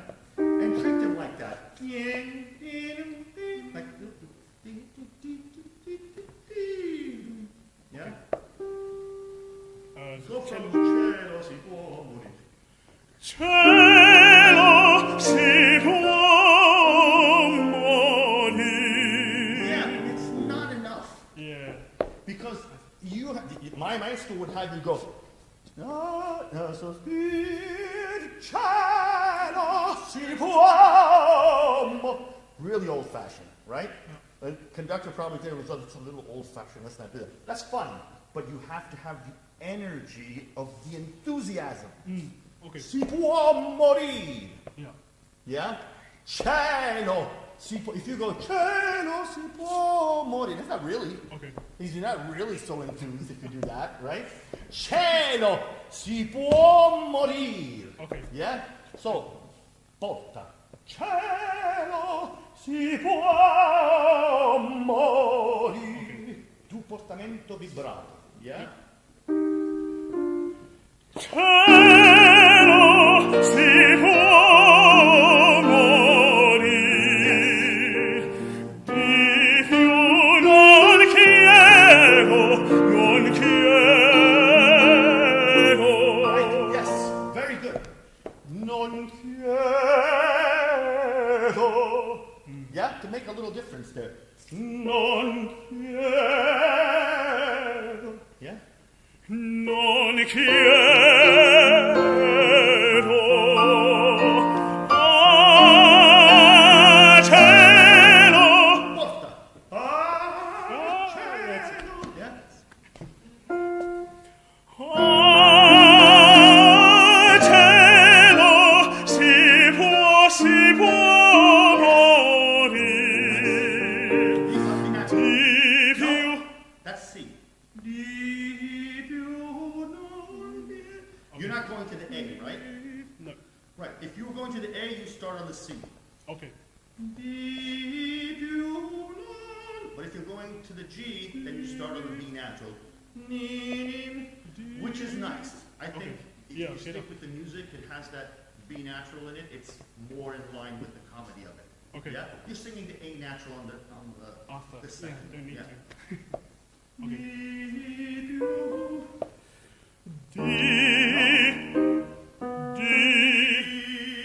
D. Yes. Di più non chiedo.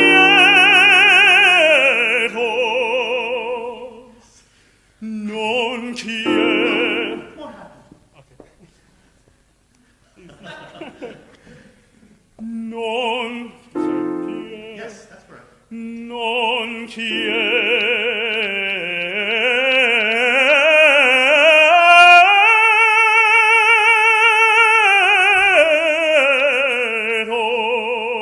Good.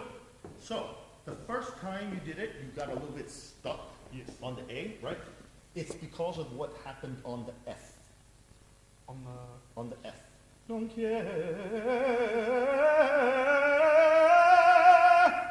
That's the jump off note, right? Yeah. You have to be careful. That's right at the top of the chest voice, right? Yeah. So you have to have enough yawn for the chord to elongate so that you can just switch pitch to the A. Okay. If you're a little bit short chord, then you have to acquire the position for the A, by tilting, and you didn't. So what ended up happening is you had a shorter chord on the F. Yeah. Then when you went up, you were in a short chord position. You couldn't vibrate the note right because the chord was too fat. Yeah. And so you flipped. You went more towards a falsetto, right? You see what I'm saying? Yeah. It didn't want to stabilize. You wanted to engage, but you couldn't because it was too flipped. See what I'm saying? Yeah. And it wasn't because of the high note, it was because of what happened leading to that F. Okay. So you need to think as you're going, you need to think tilting more as you head toward the F and then just change pitch. Don't think more So breath, don't think more force, just change pitch like you're pressing a button. So no. Da, da, da, da. Okay. Does that make sense? Yeah. So none of that. Trying to reach. No. No reach. If you do a portamento, you go, you're telling the brain that it's hard. Yeah. Wow. It's not hard. Yeah. A natural is easy for you. Yeah. So just change pitch. Okay. Yeah?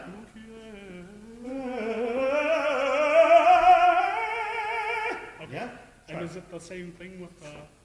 Yeah, it's not a very high note. Oh, so Just change pitch. okay. Yeah? Just change pitch. Just change pitch. Non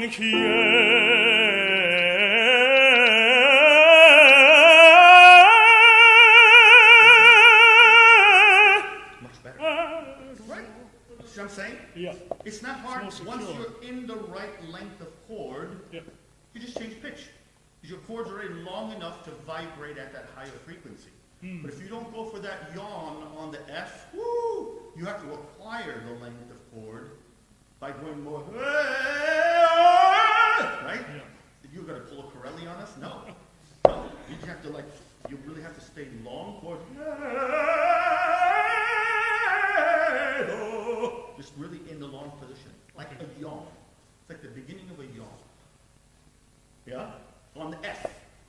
And then, what do you do to go to the A? Just change pitch. Thank you. That's it. Exactly. Nothing else. Nothing else. Okay. Again. Try. Yeah. Non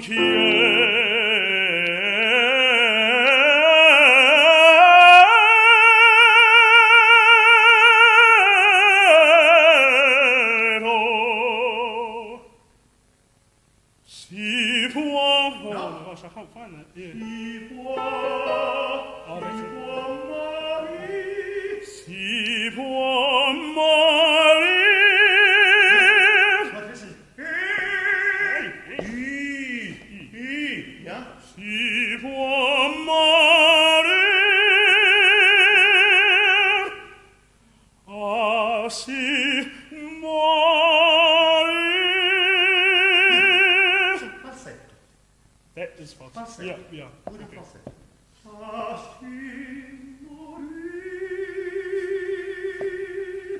With a little point in the falsetto. It's Okay. enough. Si morir. I dare you to start there. Yeah. Try it. Just, okay.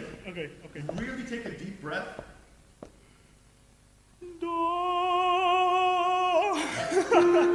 Right. Engage just a little bit more voice Okay. at the onset.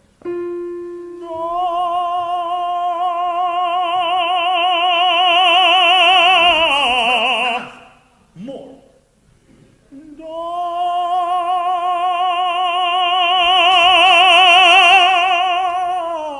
Yes. You see how that worked? Yeah. Oh my gosh. As soon as you start the diminuendo again, forte. Yeah.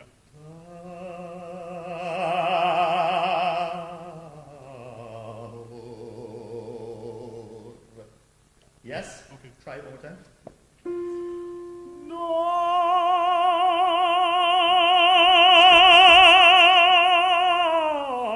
Yes. Could have been faster. That's that was beautiful. Yay! Cool.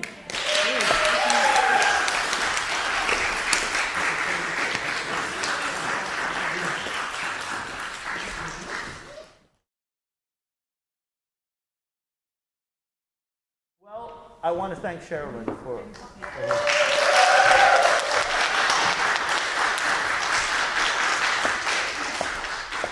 She's been an awesome collaborator this week. Really, thank you so much. What a wealth of knowledge. Thank you. Any questions? Anything? Or maybe not? I'll start by saying thank you for being your time here. It's only been a couple of days that we've all been studying, working with you, and it's been really insightful and we're talking about an absolute vocal master, but it's incredible to hear the way you translate the technicalities of the voice, and so I'm really grateful to have you. Thank you. Thanks for saying that. I appreciate it. Thank you. Absolutely. So, any questions of the things that we talked about? Yeah. I just wanted to ask about support. Yep. I think that you focus on the sound of the voice and that triggers the right support. Can I ask how you feel the sensation? I know it would be different. Yeah, absolutely. So, the way I was trained is what my dad and Salvatore Fisichella called sostegno costo diaframmatico. That's the system. They talk about the ribs and the way that the diaphragm interacts with the abdomen. So the idea is that the expansion is really from the belly button up, all the way around. So there's a sense of the first part of the breath going really down, and then as you're about 3/4 the way into the inhale, then the hypogastrium below your belly button starts to create a floor for the descending diaphragm. So it's kind of like, I remember there was a masterclass once in Australians, Joan Sutherland was asked this question, how do you breathe? And so she, I breathe in the deepest way possible. And she went, and everybody was like, she breathes high. That's a high support. But think about it. Muscles, they either contract and get short, or they relax and get long. That's just basic physiology, right? So if this here goes, the muscles are getting longer, right? So if when you are sustaining a phrase, this is going like that, that means that the exhale is not coming from these muscles, because these muscles are actually elongating. Make sense? What's contracting? Below. So this is a low support. This is a high support. When you hear people saying, I support low, and they push down and out, where's the exhale coming from? Because these muscles are now relaxed. So the exhale is coming from there. That's a high support. And this happens to be where the diaphragm is when it lowers as well. So it's here, and then it lowers to about here. So if you're going like this, you're almost always going to get into a grunt, where it's like lifting a weight. You hear this a lot in Wagnerian singers, right? My maestro makes fun of Wagnerian singers, of course, because he's a bel canto specialist. So he's like, makes his example when he talks about Wagnerians, because they only go up to A flat, and so they kind of crunch a little bit here, and they push down and out. It's typically, like if you read Richard Miller and these kind of voice scientists, they talk about this as being a more Germanic approach. I have met singers that do all kinds of stuff. I'm of the idea, whatever works for you, that's what you have to do, right? Because it's more subconscious. But the diaphragm's not really under your control. We just think that it is. If you set up the conditions, however, for the diaphragm to work properly, then you're better off. Why is the Italian system better? Because this activates the sternothyroidea, right? So there's a muscle that pulls down on the whole tracheal tube. If you put your finger right in the jugular notch right here, and you take a deep breath like if you were coming out from underwater for 30 seconds, you'll feel the tube head down, right? So the larynx is connected to the trachea. So if the trachea goes down, the larynx is going down with it, right? So the positioning of the larynx in the lower position is the fruit of your inhale. If your inhale is right, then your larynx is down. As long as you can sing, tricking your brain into thinking that you're still inhaling, your larynx will stay down, right? But, caveat, you have to hear a low larynx sound in your mind. Because if you hear a high larynx sound, even if you go like this, your larynx will head up in order to give you the high larynx sound that you are hearing in your thoughts. Does that make sense? So you have to kind of go on a quest of discovery. When I finally figured this out, and Corelli told me, you need to learn the sound, I would stay hours in front of a mirror looking at my tongue and feeling my larynx and just go, just trying to figure out how to make a noise with the larynx down. And then I just figured it out with time. I discovered what my noise was when the larynx was down. And I didn't know what it was. It was much darker than I thought it was going to be. I was used to with a much higher larynx, and then it was much lower and deeper, more baritonal than what I thought it was going to be. Yeah? The issue is this: if your larynx goes up, the tilt of the larynx tends to subside. So for a soprano, if the larynx comes in and goes up, the sound gets smaller as you go higher. I'm not going to name names. But there are many sopranos that sing high repertoire, and they're on record. They're like Lisette Oropesa. She says, my larynx goes up when I sing higher notes. She says that, right? She found her way to sing a higher larynx position with. The problem is that sometimes when the larynx goes up, the sound gets smaller as you head north. Yeah? So you have to figure out how to keep your larynx in position, relaxed down, so that you don't lose the tilt, so that your head voice does not diminish in its volume. Yeah? This is the same for male voices. As you approach C to F, for example, for a tenor, or for baritone, A flat to E flat. As you go through that gap, you have to think of that yawn position. If your larynx goes up, you'll tend to sing more open as you go, and then the cover is kind of weird. It ends up being just a vowel modification, but not a real acoustic change in the sound. I did not answer your questions. I have this tendency to ramble, but did I? So your support is your inhale. You have to think of your inhale position and set up. I think it's very important, the cervical spine, right, to have your ear and your shoulder aligned here, and this is a stronger position also on stage, where this is not, and also this is not aligned right, and so what ends up happening, there's so much energy in your spine when you're singing full that your body will want to align itself, and so if you hear these muscles start activating in order to try to put your head back, and so ladies have this problem a lot. You see the strap muscles start poking out, and you see right here the two strings kind of bulging, and it tends to interfere with the working of the larynx. And it's just posture. You need to get yourself much more here. Men, high notes, tenors, here. Look at Birgit Nilsson. My goodness, Joan Sutherland. She looked like she swallowed a broom. And she's walking up the stage. Very strong posture all the time. Why? Was it an aesthetic choice? No. It's because she knew how to use the body to support the sound. Right? If you're like this, how are you going to support the sound? It's not going to happen. This is a physical machine that has so much distributed energy throughout the body, your vocal cords are not even aware of what's going on all around here. Right? But you have to be in position for the voice to call on the body. Yeah, if you're just like this, or you're not engaged at all, you can't support the voice because there's nothing for the voice to call on. Right? There has to be that potential energy. It's not real breath pressure. Do this exercise with me. Take a deep breath. And then do not close your cords, but squeeze your body. But don't close your cords. Thanks, that's it. Don't pass out.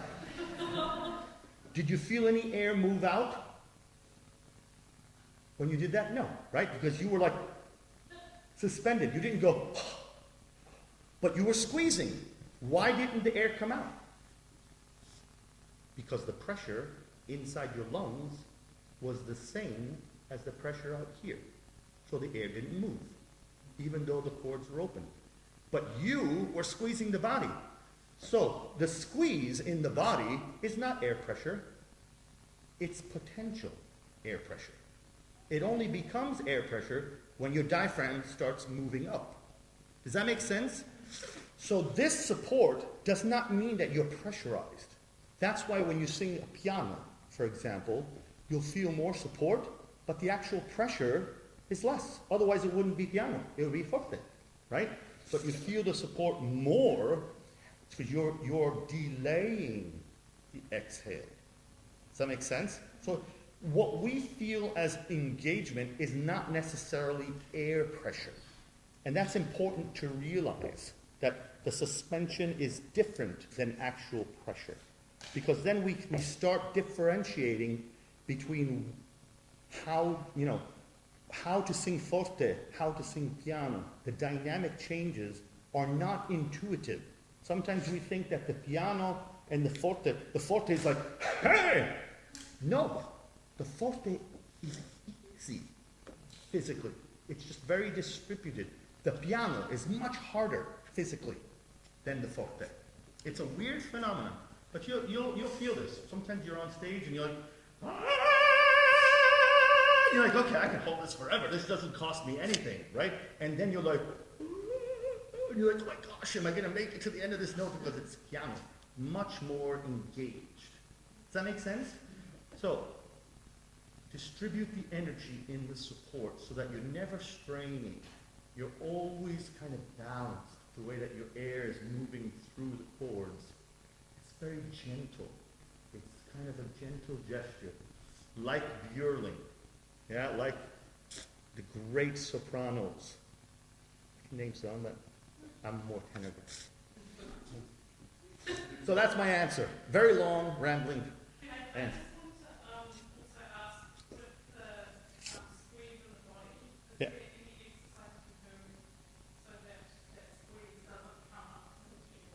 That's a good question. Why would you squeeze the body? Right, but you shouldn't squeeze the body. The suspension should be very elastic. You should never go, hey, like that. Never grunt to support the voice.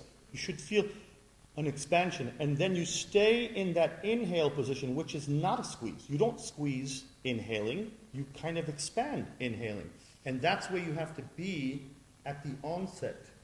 And you have to let the sound trigger the ascent. But your question is very good and it's very intuitive, because sometimes when we phonate, we squeeze glottally to control the air. That usually happens because we're loose in the phonation, meaning that we don't have enough chord closure. We would call it appoggio. You don't have enough closure to resist the air. So your vowel is not crisp. It's kind of airy. It should never be, It should always be, You should have squeak in your sound always. The air should never get ahead of the squeak. If the air is spinning ahead, you're singing col fiato, with the breath. You should sing sul fiato. So the air is thought of as being under the sound. This is air, this is sound. They meet here, they kiss, but they don't fight. They don't struggle. One doesn't get ahead of each other. They stay appoggiato, one on the It's a squeaky position, yeah? If the air spins too fast through the chords, it will dampen the resonance. You might feel like you're giving more voice. Like, You hear this like in some spinto singers, they thrust the air through the chords. Guess what? Second row, then it's gone. The voice doesn't cut. And in a room like in a rehearsal room, you think, wow, that singer's going to kill everybody, right? And then you get into the hall, you can't hear them. You're, what just happened? And then the little guy, always the comprimario. The comprimario. Like, and they're like all the way in the back of the hall. And the principal singer's like, this guy's always louder than me, right? It's funny, but that's the truth, because they usually have a more, Sprechstimme kind of sound, so they're focusing more on text and on vowels, and so they're very clear, and their voices project more. We get all singery. We're like, oi, and we get all this air in the sound. Listen to the great singers. They sound squeaky. They sound like really bitey. In the hall, it's a whole different phenomenon. The squeaky sound in the hall is just so velvety and open. Right? On stage, it might feel whiny and thin to people listening, but out there, it's like very expansive. Where those singers sound big up front, and then in the back, they're gone. No voice. Because air doesn't travel. Only sound travels. So if you put too much air, you're going to dampen the voice. Yeah? Yeah? How do you work with the voice or assist yourself as the voice is growing? Like, right throughout the career? Like, as it's changing? Yeah. Yeah. How do you, what do you mean by assist? How do you, prepare or, because it's going to change and then you'll have to change, right? So how do you kind of go with that rather than... That's very interesting. It's hard because we tend to hang on to what makes us feel safe, right? This is a very big problem. Like, for example, you might be for many years in a studio at school and you've learned to perform with certain vocal problems, but because you've performed and you've been out and exposed, right? You've learned how to stay safe within the parameters of those vocal defects, right? Then when you go and you change technique with somebody, you feel like you don't know how to sing, right? And the last thing you want is to get in front of an audience, because what happens is the memory of performing kicks in, and then all the old ways of doing things kick in, right? So as a singer, you have to be very courageous in just going on a quest to discover more about the voice, right? And just allow yourself to be in a process of discovery, not hang on necessarily to everything that you've learned, but hang on to some really crucial elements. It's hard because you have to have a very good guide in helping you discern. But 90% of the work will be done by you. I'm a voice teacher. All that means is that I'm like air traffic control. You are the pilot. You are the real teacher. Because 90% of the work is going to be done by you. I'm just going to kind of try to help you hear what's right and what's not. And then you have to use that to try to discover how to continuously make the right sound. Does that make sense? So it's a lot on you. We have to teach you principles, but a lot of the discovery is going to be on you. That's why you hear people like Corelli or others, or recently, who was it? I think maybe Bishawa, I don't remember. Somebody's like saying, it was Alanya. I'm pretty much self-taught. What does that mean? He's self-taught. But he's not wrong. Because everybody's self-taught. I'm self-taught. You're self-taught. Because people give you principles, but that's only like 10%, sometimes 5% of the time of your study. Then the other 90% is you in the studio trying to figure things out. But you need to be smart. You need to journal things. You need to listen to the recording. Don't go studying without recording. If you're going to spend an hour in the studio, you're going to spend 10 hours listening to the recording. Does that make sense? You have to I used to when I would do something right, I used to make tapes. I'm very old. I used to make tapes on a loop. So I do like that right sound segment. I create like a chain of that sound. Dum, dum, dum. And if my wife heard that, she's like, something's wrong with my husband. Because I just like for an hour, I would listen to that clip because I was trying to hear the sound. Yeah? When I was at ABA, our maestro, Chris Mathisaurus, was like a real genius. ABA represented. Right? He had me one time do a phrase for 1 hour. Yeah, and let me tell you, coaches, you're here. If a coach runs you through an aria or an opera without stopping you every second, something's wrong in that session. Your coach needs to like be so nitpicky because they're supposed to teach you to hear, right? So you have to stop. And there's a level of frustration that we want to try to avoid, right? Because if you're too frustrated, like the way I frustrate people on stage, it can be a little bit downer for the mind, and so people stop listening and stop concentrating. So there's a balance to be struck, but you need to be told constantly when something is wrong. Because if you don't fix it and you don't hear the wrong thing, you won't learn. So you need to be able to constantly be faced with the problem. Yeah? For example, lowering the larynx. I tell people, put your finger here. And so they'll go, I said, why'd you take your finger off? I don't know. Or, keep your tongue high. Look in the mirror. And they move the tongue down. They look away. Why do they look away? Why do you take your finger off? Because the subconscious mind does not want you to observe so that you don't get frustrated. Right? It's all about frustration. You know what? Live with your frustration. Deal with it. Because you won't learn. If you can't deal with your frustration, you're in the wrong business. Yeah? It's through the frustration that you get put right up against the wall. And you keep doing it, and then you hop over the wall.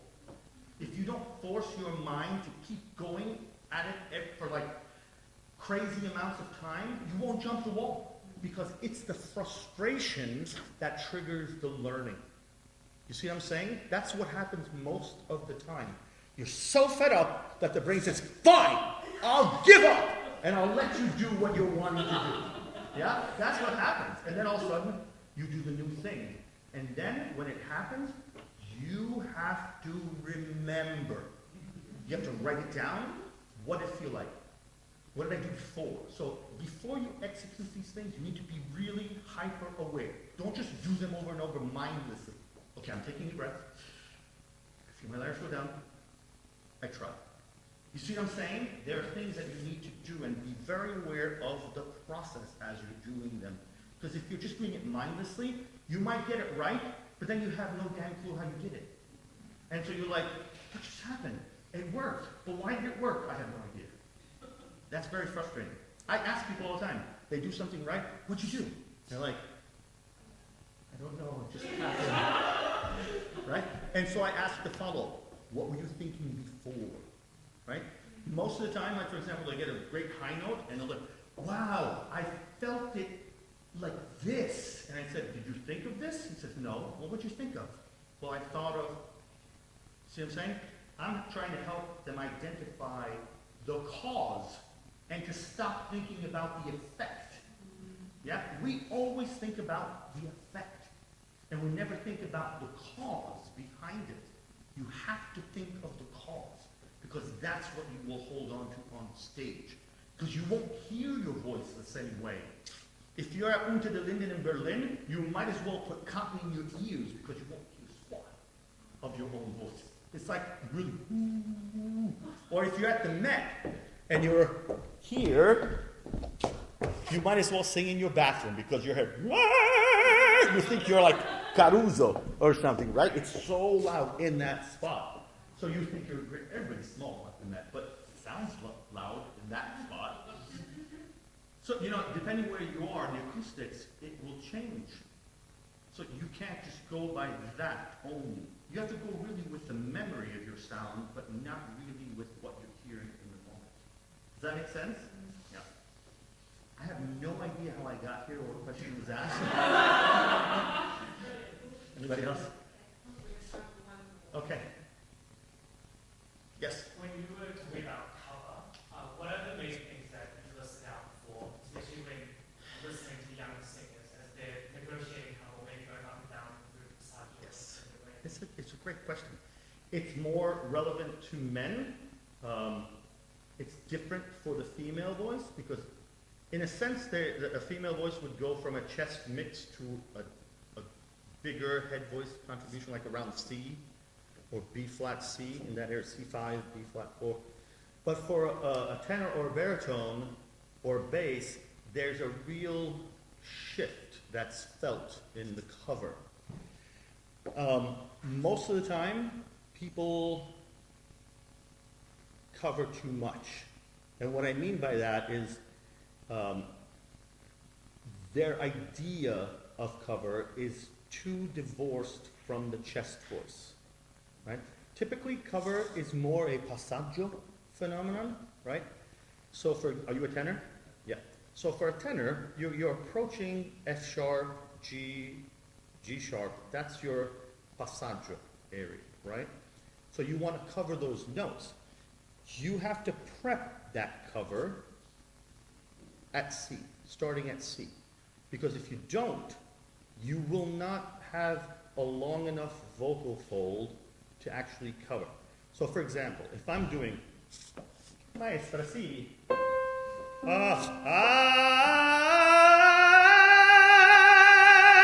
that's no tilt at all.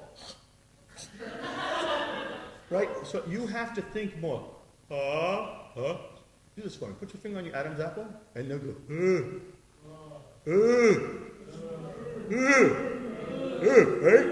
right? So when you do that, it's like the beginning of a yawn. You'll feel your larynx do this. So your vocal folds, when the larynx does this, are getting stretched. So they're getting longer. As you go from C to G, that process has to increase until you get to that critical point where your voice turns. There's a change in the acoustics of your sound that happens right at the pivot point, yeah? But it's not you changing the vowel. The vowel is a tongue phenomenon. The cover is a laryngeal phenomenon, yeah? We do follow certain vowels to try to augment the resonance, right? The whole Burton Coffin kind of theory, right? There's certain vowels that will resound more, but covering is not a tongue phenomenon. You can go, and sing an O and still not cover, right? So your chord stays short. So vowel modification ain't going to help you. You need to figure out how your larynx pivots in order to really cover and to have a projected sound, yeah? Some of it has to do with your laryngeal posture, as I said before, because if your larynx goes up when you get closer to the passaggio, the larynx will actually decrease. Think larynx tilting, if it goes up, it tends to pull the thyroid cartilage back in. And that's a strange phenomenon. As you think you're going higher, you get more head voice, you actually get more chesty because your chords are shortening. Same thing for soprano. The larynx going up, the chords will shorten, and so your chords are getting thicker as you go higher. That makes no sense. Mezzos have this problem, and they sometimes hit a ceiling at A flat, and they're done. They can't go higher because they're not able to let go of that muscle in the vocal fold. But even sopranos, sometimes they sing with a higher larynx, and they go higher, but they have to kind of diminish the volume. It has to get much more reedy, and so it sounds less present in the hall. It's more point than anything else. And it's more bird-like. It's because the larynx is not really in the yawn position. Yeah? We say, la voce si apre a ventaglio. You should open, as you go higher, the voice should increase in volume. If the voice does this, then you should sing Mozart. But if you want to sing bel canto song, you have to think your voice has to increase in volume without you trying. It has to just happen. And that can only occur when you are in a longer chord position. It just happens. You think it's small. You think, wow, that's such a thin sound. It's carrying, and then that people come to you and say, wow, that was so big in the hall. What happened? And I'm like, oh yeah, that's big. That's what I'm doing. So, covering is, it's just something you have to learn. It's more a laryngeal phenomenon, and you have to figure out how to get into the yawn position about a fifth below your pivot point. Yeah, so if you're like turning on G, C, or B natural, you have to figure out how to start increasing the tilt. Yeah? Does that make sense? Yeah. Am I done? Yeah, well, you're happy to be done? Yes. Anybody else? Going on? Well, we probably have to clear out. Okay, good. For an event, but, I just want to say the biggest thank you to both Sharon and Jack. This is a long time.